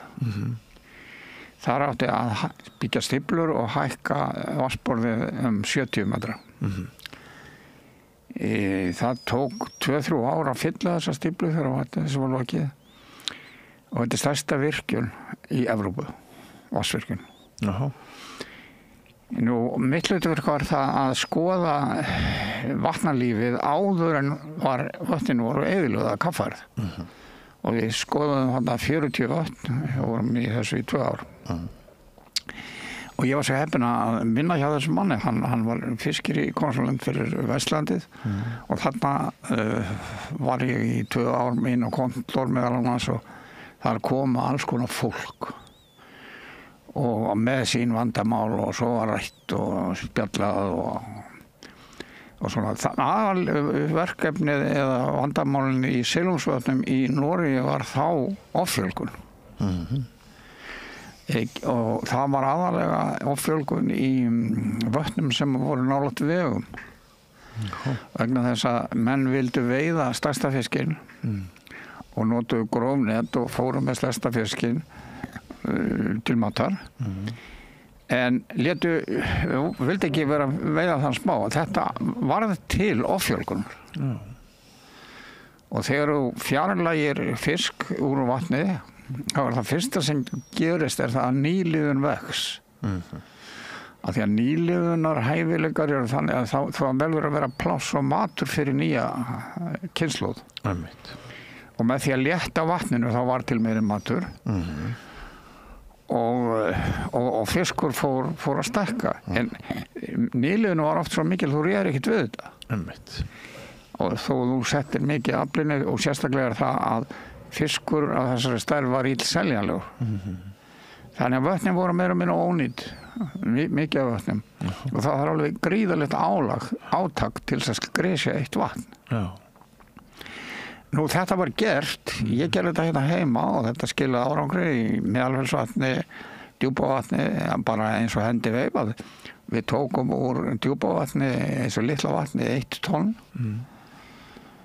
og þá var hætt vegna þess að þessi stóða vatni eins og við getum ekki haldið þess áfram því að sko það er alltaf jafn mikið veiði fiskurinn kemur í netin til þess að láta drepa sig eða veiða sig. Það var náttúrulega ekki svoleiðis, það var bara svona mikið veiði og það bara verður svo töfrasproti fiskurinn fór að vaksa mjög hratt. Svo var þessu hætt og þá fór allt í sama farið. Og það er sem lykillinn að nýtingu dýrastofna. Það er að þau hafi nóg pláss og nógan mat. Og þetta vorum við að vinna, ég var búinn að sýna fram að það tók mig 2 ár að sitja rólegur og áður en ég var alveg viss sko. Það gekk allt út af það að fækka netum og fljúga yfir og passa með að vera ekki að leggja helgar og allt þetta tótt. En svo er verið að gera til dæmis í Mývatni núna? Já. Mývatni er nú alveg löng ræða. Ég var þar í 10 ár. Og lærði mikið og stærsta vitleysan sem ég gerði það var að taka undir það að setja kvóta á veiðina. Og það var þannig að 1980 vatnið næstum fisklaust eins og kemur fyrir. Þú veist að Mývatn sveiflast stundum með mjög góð veiði, stundum lítil veiði. Já, gríðarlega sveiflur. Gríðarlega sveiflur. Áður en var farið að stjórna einhver í Mývatnssveit, þá varu 600 net í vatninu hverjum einasta degi. Og hérna já, þeir vildu það kallarnir að við slum ekki, nú setjum við bara bröndu fjölda. Það er að segja að þú mátt veiða svona marga bröndur. Þetta heita bröndur í Mývatnssveit og ekkert annað. Og allir ánægði með það og svo veturum voru þeir að ríða stórmarskva net. Og veittu stóran fisk og þá sjáum við það að allt í einu fyrir að fjölga þegar hotsilfu var farið sem hélt átunni niðri og mýinu þá var nóg að éta, það var svo mikið að átu að ég tók síni í fötu í stæðin fyrir háf. Og þá sáum við það að þetta var hlutur sem það var búið að éta upp allt. svo voru fiskidauði og svo framvegis en það var tók ekki nema 2 ár að fiskifjóra fjölga gríðarlega mikið aftur og 83 eru þeir komnir bara í vandræði. Ég sagði, nú verði þið að minnka riðilinn til þess að veiða smærri fisk. Já, við getum það ekki. Nú, já, þá er hann ekki tækur í reik. Allt í lagi. Þið hafið velja að hafa smærri fisk eða hætta reikja. Þetta er nú svona gegnum gangandi sagan í þessu og ég man eftir því að 1983 þá kemur hér rosalegu skellur. Við vorum búin árið að vera að veiða á þorski 480.000 tonn. Árið eftir 300.000 tonn sem er lægsti afli á Íslandsmiðum frá því bara fyrir upp úr aldamótum. Og það var sagt að fiskurinn, já, ástæðan fyrir því stofn höfðu minnkað svo mikið að því að árgangarnir höfðu lést svo mikið. Þess vegna þyrfti að friða fiskinn. Ég man nákvæmlega hvar ég var þegar ég heyrði þetta. Ég var að keyra framhjá í Laugarnesinu framhjá strætó plásinu þannig. Ég fór beint niður í sjómannasamband þarna niður frá og fór að tala við þá. Af því þetta var algjörlega þvert á það sem við vorum að gera. Og það er engin munur á ferskvatn á sjó nema saltið. Og það er alveg sama hvað vatnið er stórt. Það skiptir engu máli. Vegna þess að þú getur litið á stórt vatn sem samansettur mörgum litlum. Og svo tekur girðingarnar í burtu og þá er þetta bara eitt stórt með sama vandamálið.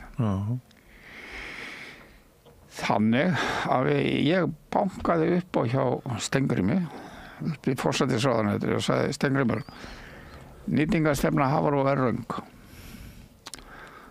Og það var hann var mjög hissa, hann tók nú vel í þetta og ég var varla komin heim og þá var hringt frá sjávarútvegsráðuneytinu. Og beðin að koma þar á fund út af því að ég sagði að það þarf að veiða meira, það er ekki hægt að friða sveltandi fisk. Og þar tók Halldór á móti mér á samt Jóni Sigurðssoni. Ég var tekin í það sem við köllum 3 gráðu yfirheyrslu.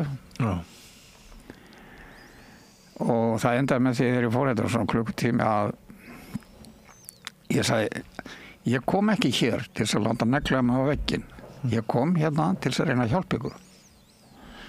Og þannig byrjaði nú ballið síðan heldum við fundi í Norræna húsinu þar sem við fórum yfir þetta, vorum 4. Og ég sagði þá að það verður aldrei hægt að byggja upp fiskstofn með friðun. Hungri, aldrei. Og þetta á við öll dýr, lömb, svín, kjúklingum er slátrað ungum þegar það fer að draga vexti. Og ástæðan fyrir þessu svelti hérna á Íslandsmið á þorskinum á þessum tíma var svo að mann voru búin að stækka Moskvan úr 120 millimetrum upp í 155. Það þýddi sýndi sig að 3 ára fiskur hann hvarf úr aflanum. Þetta var það sem að Bretarnir sóttust mest eftir, það var þessi fiskur sem að passaði í Fish and Chips og þeir veitu hann og Jón Jónsson forstjóri gerði úttekt á afla Breta 1965 held ég og þar kom í ljós og þessar tölur voru til að þeir veittu helmingin í fiskafjölda sem þeir veittu var undir því sem að mátti veiða þarna, það var undir 55 cm sem voru mörkin. Og Árni Friðriksson hann sagði það þýðir ekki að fara að taka sýni á Íslendingum. Þeir henda svo miklu. Við tökum hjá Bretanum og því að þeir henda engu. Og þannig var þetta nú og við vorum að minna á þetta og allt saman. Síðan hefur bara voru hert tökin meira og meira, það var svona frjálsræði sóknarkerfi og svo hertökin meir og svo voru Matti að skammaður, Lúðvík var skammaður fyrir að fara fram úr og já, það svona lélegt af því þeir fara ekki eftir okkur síðan þeirra, já, ég held að það eru Þorsteinn Pálsson sem byrja á því að fara eftir þeim alveg 100%. Já, sem sagt árin og undan þá gefa stjórnvöld heimild fyrir meiri veiði en Hafró leggur til. Já. Þetta getur ekki Lúðvík vinur minn var nú aðstofamaður hjá Lúðvík, Arnmundur. Hann sagði það var svo gaman að Lúðvík þegar hann fekk svörturskýrsluna hann settist niður og hringdi hann í útgerðarmenn út á landi og spurði þá horfur og hvernig gengi.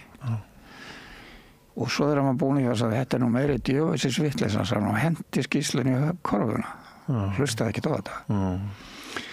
Og þetta þótti síðan ljótt að fara ekki eftir bestu vísindalegri þekkingu sem var konsentrur á skólagötu 4. Svolítið Þorsteinn fór að fara eftir þessi punkt og prikka og þá fór aflinn alveg niður í 140.000 tonn. Já. Og þá kannski bara þriðungur af því sem var nokkur fyrr. Já. Og áfram ég skrifaði nú alla þessa sögu, Morgin skrifaði alla þessa sögu, hvað þetta voru mikil mistök og allt það en það brást enginn við þessu. Já. Þetta fekk bara malla svona áfram. Þannig líka einhver svona ofurtrú á vísindin sem orðið eða ekki?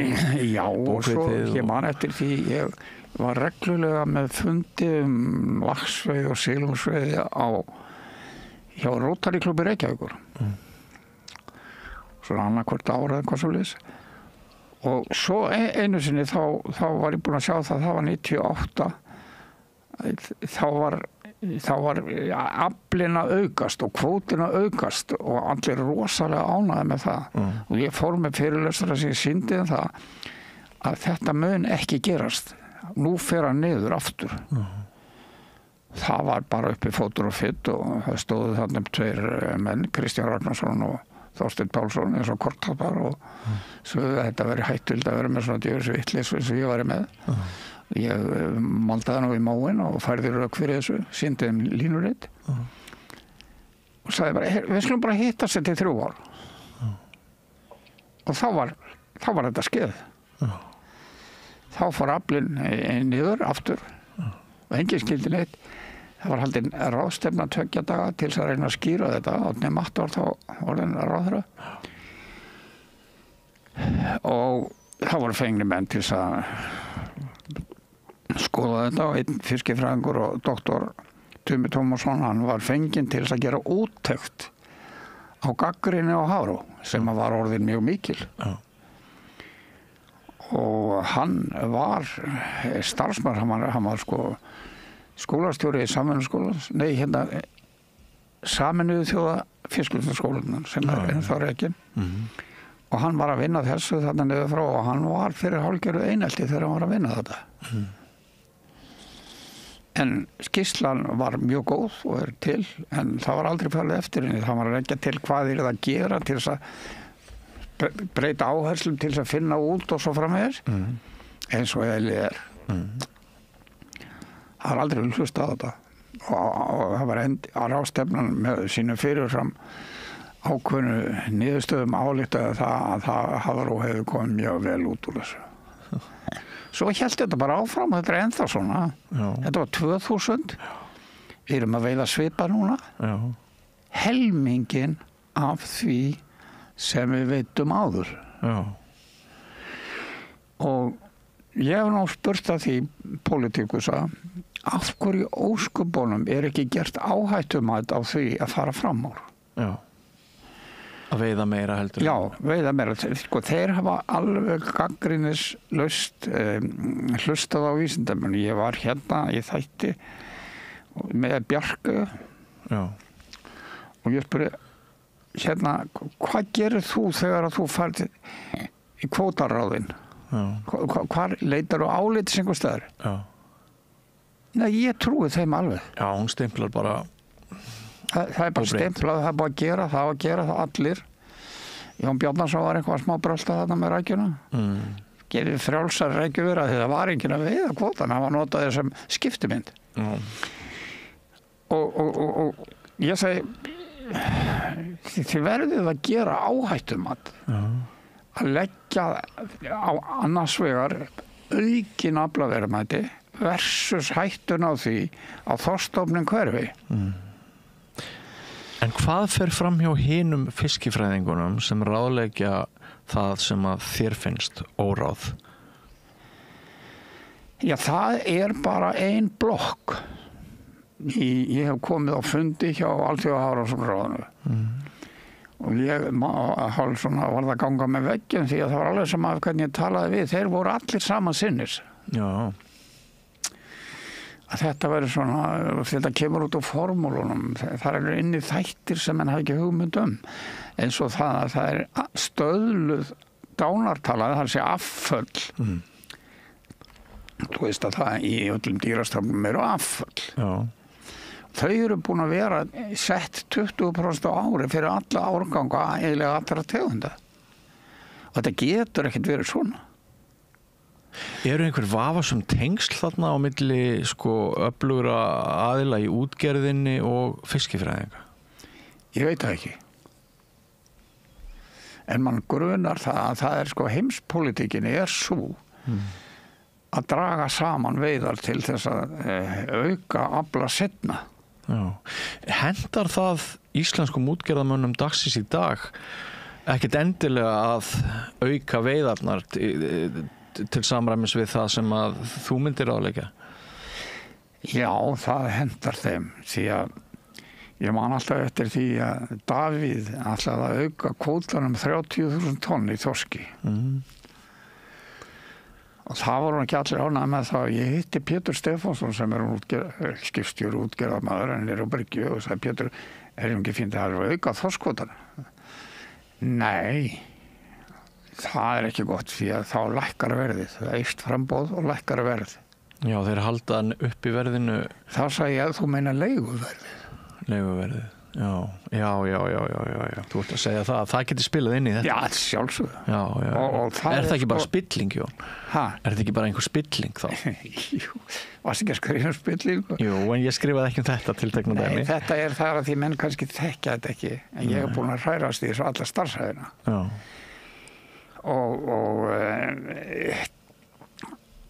Þegar Árni Matthíasson tvöfaldaði ísukvótan, þá fór leiguverðið frá 100 eða cirka 100 niður í 1 krónu. Þá sérðu hvaða hagsmunir eru þarna úti. Það eru hagsmunir í því að halda skortstöðu til þess að halda upp í leiguverði. Nú er verði, ég var bara að koma og að skoða markaðsverð á fiski, hann er í einhverjum 500 krónur þorskur. Já. Og á sama tíma eru menn að bitast einhver, hvort eigi að vera 5 milljarðar eða 10 milljarðar í leiguverði.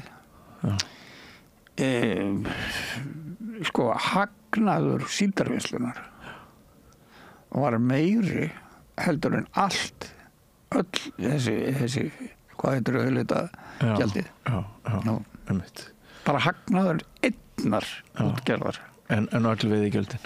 Já, og svo sér það að kannski passar ekki að tala um svona meiri spillingu en Jú, endilega. En þeir þeir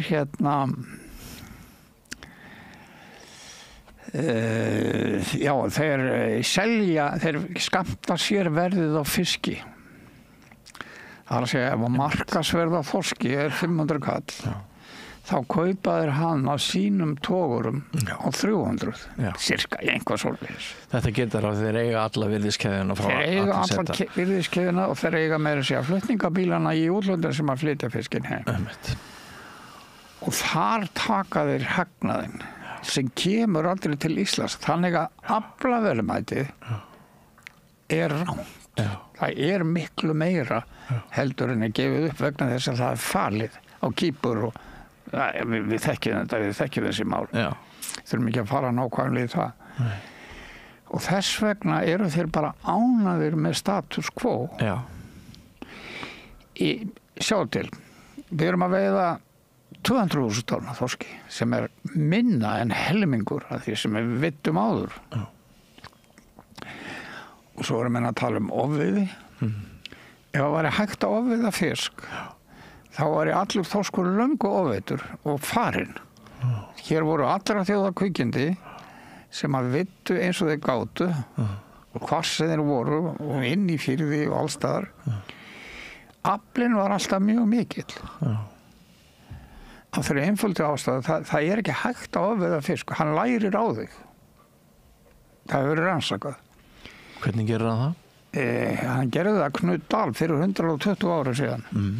Hann var með litla tjörn, og vildi rannsaka fjöldafiska, meta stofnin, og það gerir maður og gerði þá. Það sem er hægt, sko, það merkir og kannski 100 fiska. Svo fer það að veiða og þú veiðir 20, þá er það 20% af stofnunum. Maður reiknar með því að hann blandist. Og hann sagði þennan merkilega hlut: ég gat strax veitt 30% af merkjónum. Ég gat aldrei veitt 50%. Þá var fiskurinn farin að forðast. Hann lærir á veiðarfærin. Þetta veit ég mjög vel. Ég er búin að veiða í flestum vötnum landsins í 50 ár. Og maður sér þetta, sko. Þú leggur alltaf á saman stað og svo hættur að veiða. Svo flyttur þið 50 metra og þá byrjar ballið aftur. Af því fiskur er staðbundinn og akkur er hann staðbundinn. Vegna þess að það er fæðuskortur. Og hann vill bara verja sitt svæð. Vill ekki fara að leita annað, það er kannski annar sem ítur hann burtu. Þannig að þeir eru staðbundir og ég sé þetta. Við vorum í Friðmundavatni, þá merktum við fisk, við vorum 3 gildrur sem er vitulifandi fisk og merktum hann og ég fór alltaf með hann út í mitt vatn og sleppti hann þar. En hann endurheimtist í orginal gildrun. Hann átti heima þar og hann fór þangað aftur. Og þetta er svona. Já. Nú er einhverjir sem er að hlusta á þig eða horfa á þig og þeir hugsa, er þessi maður ekki bara einhver vitleysingur?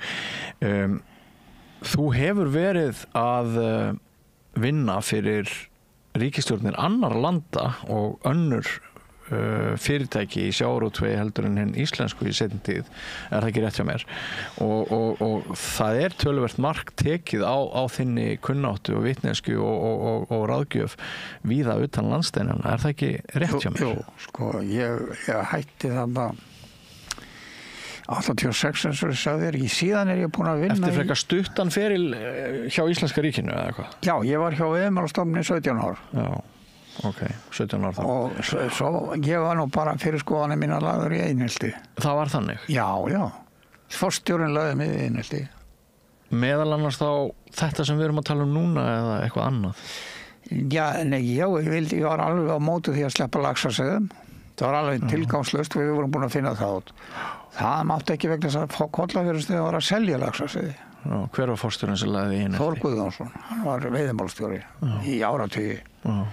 Og ertu búin að vera svona útlægi innan Íslands síðan? Já, það byrjaði þannig að ég kem heim og sendur upp í Borgarfjörð að kíkja á fisk þar og þá heyrði ég að það er verið að miðla Hítarvatni til þess að á þurrkatíma að snafsa ána svo veittist meira af laxi. Skilur ef það er þurrkur sem kemst ekki, það voru að hleypa vatni á og lækkuðu í vatninu og ég var algjörlega á móti því og fór upp í Borgarfjörð og sagði þetta gerir maður ekki, þú eyðileggur ströndina, eyðileggur fjöruna, minnkar fæðuna og allt þetta og þetta þekkti ég náttúrulega frá Noregi í sambandi við virkjanirnar. Ef þú virkjar vatn þá eyðileggur það.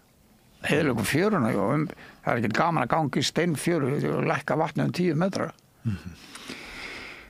Svo ég lagðist á móti við. Hann var alveg brjálaður og fór upp í Borgarfjörð til þess að reyna að redda þessum málum. Og svona urðu árekstrar.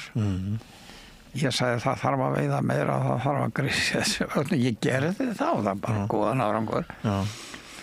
Og svo var sagt að stofnunin á að hafa eina rödd. Já, einmitt. Og þegar átti að fara að gera með að netagerðamanni, þá hætti ég.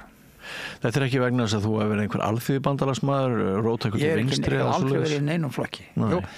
Jú, pabbi var í þjóðvarnarflokknum.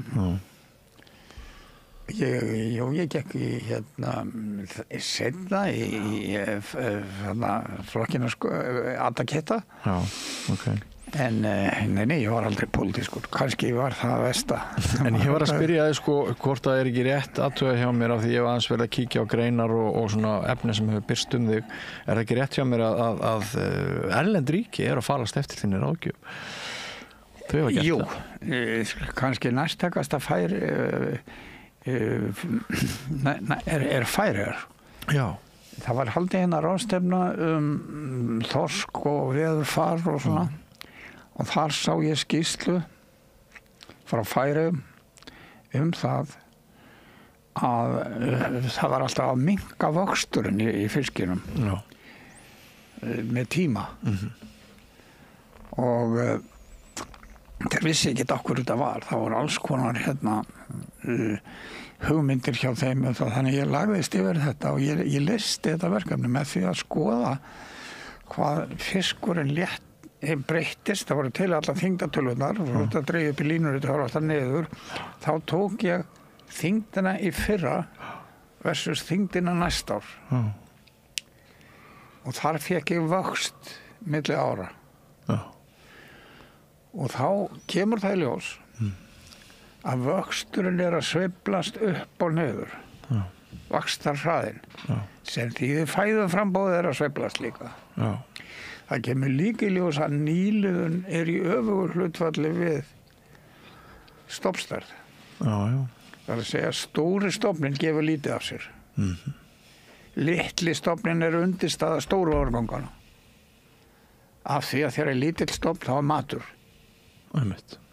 og hann deyr úr hungri og ég setti þetta fram á ráðstefnu í Bergen 98 þá sagði forstjórinn í norski að sagði að segja okkur það að við eigum að veiða meira af smáfiski og já, sagði ég vegna þess að þetta breyttist allt þegar menn fóru að stækka möskvan til þess að lofa fiskinum að vaksa til þess að geta veitt meira seinna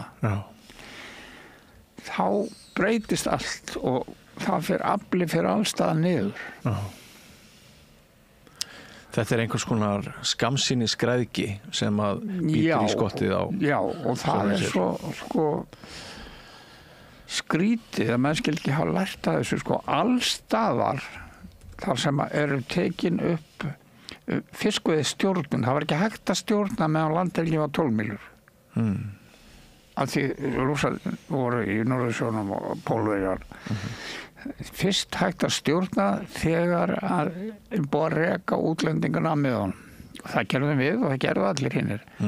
Alls staðar í öllum löndum í kringum okkur þá fer veiðin að minnka þegar farið er að stjórna. Þorskveiði í Norðursjó var 250.000 tonn uppgefið. Ég veit ekki hvernig Rússarnir fóru með þetta aðra þjóði hvort þeir gáðu þetta upp eða Núna er kvótin á þorski Norðursjó og hann er 15.000 tonn. En hann var 250.000 tonn áður við farið að stjórna. Það var veitt 400.000 tonn af þorski í Eystrasalti. Meira og minna, Pólverjarnir alltaf sakaður það að veiða meira en gáðu upp. Og svo þegar ég fór í Evrópusambandið þá var það ekki hægt lengur, þá fór ég að fækka bátum. Og ég sagði þið megið ekki stækka möskvan og draga veiði. Þá fer illa. Það var 2009. Þeir hlustuðu ekki á það. Nú er Eystrasalt búið að vera lokað í 3 ár fyrir allir veiði á þorski. Og þeir segja, ég hef búin að senda þeim skýrslur rannsóknar á þorski og vexti. Ég fæ ekki eins og svar. En hvað ég vildi sagt hafa að þeir eru að bíða eftir að náttúran lagi þetta. Þetta lagist sko, ef þú gerir eitthvað rangt þá lokar augunum og bíður eftir að lagist að sjálfur sér. Akkur er engin loðna? Já, ég get ekki svarað því, en ég hef bent á það að loðna aðalfæða þorsksins fyrstu 2 árin aðalega. Og loðnan hafa sér þannig, henni hringt hérna fyrir sunnan, vestan.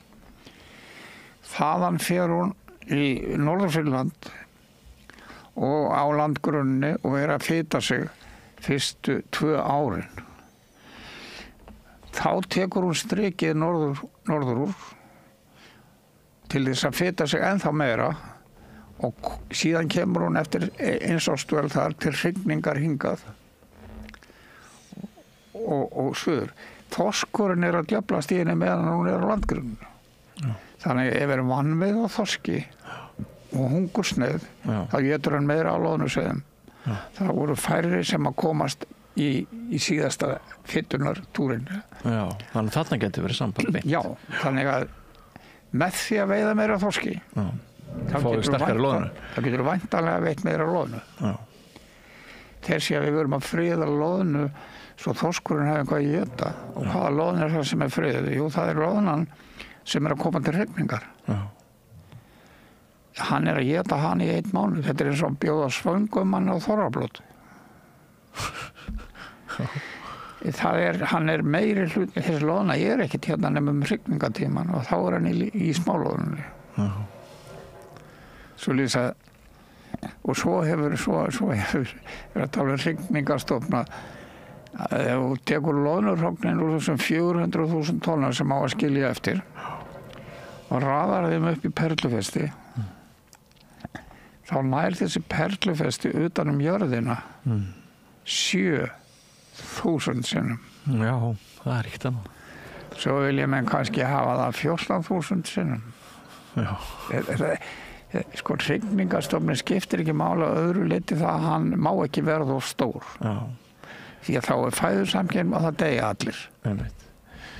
Jón, mér langar eiginlega að fá þig aftur hérna að rauðaborðinu síðar, jafnvel bara í næstu viku, við erum að ræða það bara á eftir, en hérna, sko, þú heyrðir það í inngangi mínum að mér fannst ekki kannski alveg réttar áherslur í hérna núna aðdraganda kosningarna að þessi umræða snerist mest öllum veiðigjöld sem ekki skipta nú öllu máli. Þau eru nú ekki það há að þau skipti útgerðina nánast nokkru máli og ekki eru það há að þú hérna gjörbyltir samgöngukerfinu á Íslandi fyrir þessar fjárhæðar eða svoleiðis, en ertu sem sagt þá sammála mér með það að við erum sísta ræða það sem að myndi skipta mestu máli að ræða í sjávarútvegsmálum? Já, þú sér það bara það. Sjáður þú bara það. Hver áhættan að veiða 100.000 tonn meira sem að ef við gerum það, þá erum við komin í sama afla eins og var hörmungar árið 83 sem leiddi til kvótakerfisins. Já. Þá tapaðist allt í 200.000 tonn vegna hungurs. Og hérna í umræðunum erum við að tala fram og aftur í einhverjar 10 milljónir eða 15 milljónir. 100.000 tonn af þorski eru samkvæmt markaðsverði í dag 50 milljarðar sko upp úr sjó. Já. Og vaninn að minnstakosti tvöfalda það sem innlegg í þjóðarbúið. Já. Og þú telur að tengsl og spilling hafi þarna áhrif? Já, það er einhver hulin hönd. Forstjórinn hann neitaði því á fundi núna ekki fyrir löngu þegar var að sagt að þegar við lofaði okkur 500.000 tonum ef við hlustuðum á það. Forstjórinn ennþá stendur upp og neitar þessu. Þetta allt til á prenti. Hann Artur fór nú vel yfir þetta hérna hjá hann Grétari, hann sagði eins og það kom hver toppurinn á Hafró og sagði þetta. Sendi skýrslu til landhelgisnefndar þetta sem við finnum ekki núna. Nei, einmitt. Það búið jarðana. Já. En kannski, ég veit ekki. En ef við færum að þínu ráðum, myndum veiða meira en fiskifræðingar Hafró leggja til, ættu við þá leið að minnka hérna möskuna? Já, ég myndi rekja það til sko, en burt sé frá því. Já, það er rétt nýting, skilur þú. Ef þú ert að borða köku, þá skerð hann í botn. Ef nú marsipan í botninu, þú skerð hann í botn. En þú plokkar ekki jarðarberinn ofan eða niður. Nei. Og það er það sem við erum að gera og fæðu þörfin er gríðarlega mikil, enda sérðu það til dæmis núna. Það er allir þorskángangar að léttast. Og sérstaklega smáfiskurinn, hann er afétinn og hinir að stækka að því þeir éta hann. Og það er ekki, hvernig stendur og það fröðar mig er þessi munur á hundi og manni. Hundurinn lærir af reynslunni en maðurinn ekki. Og hvaða vísindamenn eru það sem að góna í gögnin sín og skilja þetta ekki? Vegna þess að það er miklu meira atriði að meta fiskinn sem þú sérð og færð upp á vatni. Eða ég er að fara í vatn, ég þarf ekki að leggja nema 5-6 neti innan nótt, þá veit ég alveg hvernig ástandið er á stofnunum. Það gerur með því að holdafar, kynþroska, fæðu, magn og tegundir og svo framvegis, þá sérðu hvernig ástandið er með áratuga reynslu. En er ekki annar munur á hundinum og manninum að sko hundurinn skilur ekki ágóða af spillingu en maðurinn skilur þann ágóða sem að geti Nei, ég bara segi það, hvernig geta vísindamenn alls heimsins neitað að sjá þetta. Ég man eftir því einu sinni, þá var ég í ráðstefnu í Skotlandi, þetta var held ég 2007 í Edinborg. Þá voru við sjómennir sem að halda mikið upp á með hana að biðja mig og bauðu mér á ráðstefnu. Þar kemur fram maður sem að talar um það hvað gerðist við Kanada, ofviðið við Kanada. Og hann fer og sýnir gögnum það að það hafi verið sko fæðuskortur og ofveiði sem að hafi tortímt honum. Ég talaði svo við hennar mann og sagði, veistu það Rós, þetta fer aldrei saman. Ofveiði og hungursneið fara ekki saman. Já, veistu hvað hann sagði? Já, en við verðum alltaf að láta þetta fylgja með. Já. Þetta er ennóta sem gríla. Einmitt. Jón, ertu ekki til í að hitta mig aftur næstu viku? Það er annað umræðefni sem... Veist hvað ég kosta? Já, jú, ég er alveg til það. Já, það er annað umræðefni sem ég langar til þess að ræða við sem að bara mér finnst fara betur á að við dekkum í einum þætti frekar en að vera að bæta því við þessu umræðu. Já. Ég ætla ekki að segja áhorfendur hvað það er, en mér finnst það sjálf svolítið spennandi. Já. Ég er mjög ánægður að geta tala frítt, sko. Já, hér er þetta tala frítt. Ég hef ekki fengið að koma í hvorki útvarp sjónvarp síðan 2005. Hvað er þetta að segja? Já. Býttu, af hverju ekki? Lifum við ekki hér í skoðanafrjálsu landi? Það sagði mér einn ritstjóri á DEVAF þegar ég var hann spurði mig ákveðna hluti. Þá hringdi forstjóri Hafró og sagði, af hverju eru þið að tala við þennan mann? Já. Það átti að koma inn... Þetta mál á Grundarfirði var svolítið sérstakt vegna þess að það átti að loka öllu að því fiskur var svo smál.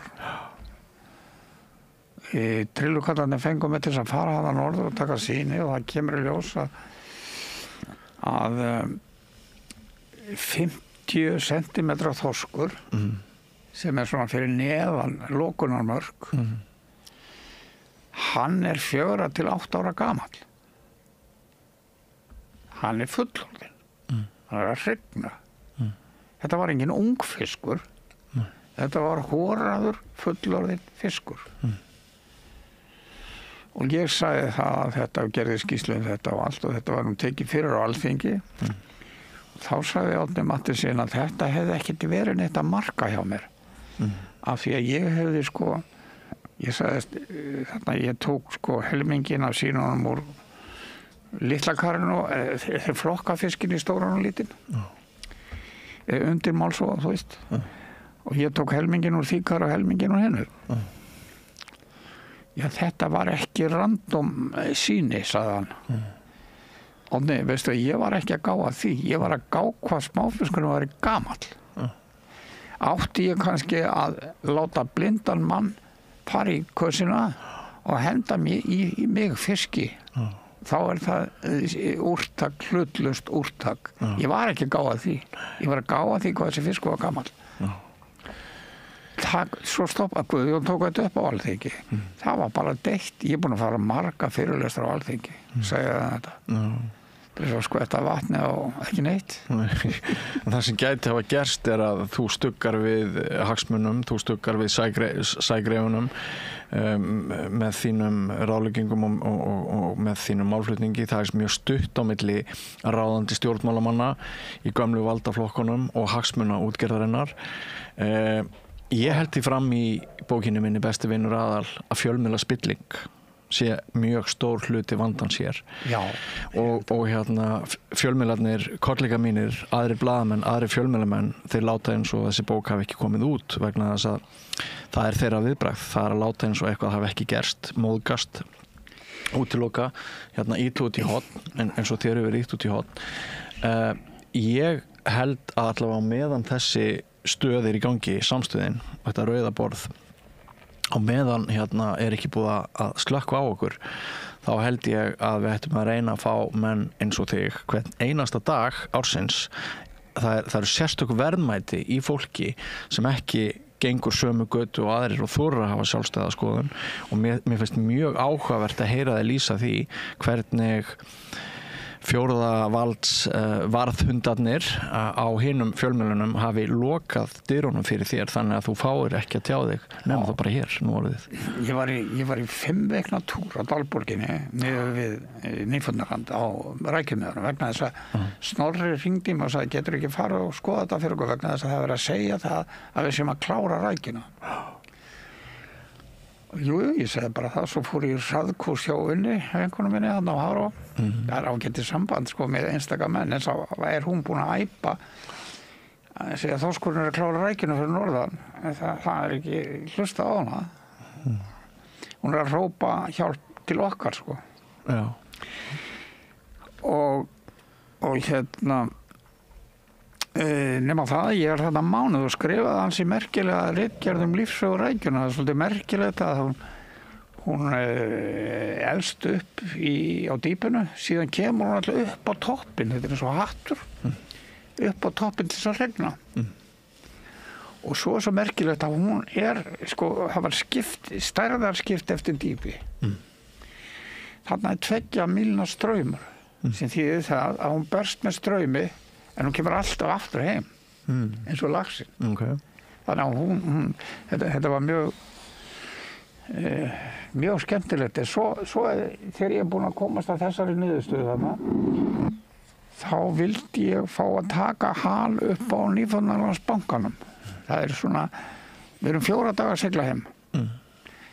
Nei, fyrir ekki, 2 daga að sigla heim og förum yfir álinn, þessi Labradorstraumurinn kemur niður og síðan kemur Nýfundnalandsbankinn sem var ofveitur aðsöfn, sem var nú bara hungursneiður. Og ég vildi fá að veiða þar, ég vildi fá að taka 2-3 höl á leiðin í land og ég setti Snorraði það að tala við Þorstein Pálsson og fá leyfi fyrir okkur sem rannsóknarskip og tilkynna það til Kanada. Hann hamaðist í honum í marga daga og endaði með því að ég sagði við Snorra segði honum að stinga sér raskatið á sér. Við fengum ekki leyfi. Árið seinna koma Færeyingar og þeir gera þetta sama sem ég ætlaði að gera. Þeir fengu 4, 5, 6 ára leyfi og stóran kvóta á þessu stað. Bara verið að gefa þar á kjaman persónulega? Já, ég mátti bara ekkert, nei, ég hef búin að missa mörg verkefni. Þetta er þessi eineltis og útilokunarmenning. Já, ég hef komist bara gegnum þetta, það er svo merkilegt. Já, þú hefur burði til þess að afla þinn að tekna sjálfstætt, en þeir sem ekki hafa þá burði... Já, auðvitað gekk það upp og niður. Já, en þeir sem ekki hafa þá burði og þurfa að reyta sig á atvinnurekendavald annarra, við vitum að þeir kjósa þögnina. Já, þeir sögðu með kollegaðir að ég sagði upp. Þetta er alltaf að fara að segja upp. þú ert í örugur í vinnu, hvað ætlar að gera? Ætlar að fara út á mark? Heldur þú getur farið bara og verið einn eða einhver svoleiðis? Ég segi strákar, ef að þið getið selt vinnu eitthvað ríkinu, af hverju getið ekki selt hann öðrum? Já. Ljúmandi. Jón, þakka þér fyrir þetta. Ég ætla sem sagt, ég mun hafa samband við þig aftur og ég vonast til þess að hlustendur og áhorfendur geti fengið meira í þér að heyra í næstu viku. En kæra þakki fyrir komuna. Já, gaman að koma. Ég til hvenær sem er. Já, það er frábært, bara kæra þakkir. Og ég held þá að þátturinn okkar verði ekki lengri í kvöld. Ég þakka ykkur hlustendum og áhorfendum kærlega fyrir að fylgjast með okkur síðan við fórum hér í beina útsendingu fyrir í kvöld, vorum í beinni klukkan 8 í kvöld og höldum áfram í beinni útsendingu næstu kvöld. Fyrsti hluti kvöldana hjá okkur er alltaf í beinni útsendingu fram að kosningum. Ég vil minna ykkur á hóflegt mánaðargjald sem mörg ykkar kjósa að greiða með því að fara inn á vefslóðina samstöðin.is og það er hnappur sem heitir áskrift. Þessa stöð munar hvern 2500 kallinn sem þið sem að verði þar með í rauninni eigendur þessa fjölmiðils geti látið af hendi rakna. Það eru ekki miklir peningar, 2500 krónur á mánuði. Ætli það sé ekki svona laufabrauð upp á 100 grömm eða eitthvað svoleiðis nú þegar jólin nálgast. Það er hamborgarar vel. Já, það er hamborgari. Á í stöðinni. En kæra þakkir fyrir að vera með okkur. Við sjáumst aftur á morgun. Verið þið sæl. Segðu það á Samstöðinni. Samstöðin er í eigu hlustenda, áhorfenda og lesenda. Sláist í hópinn og gerist áskrifendur.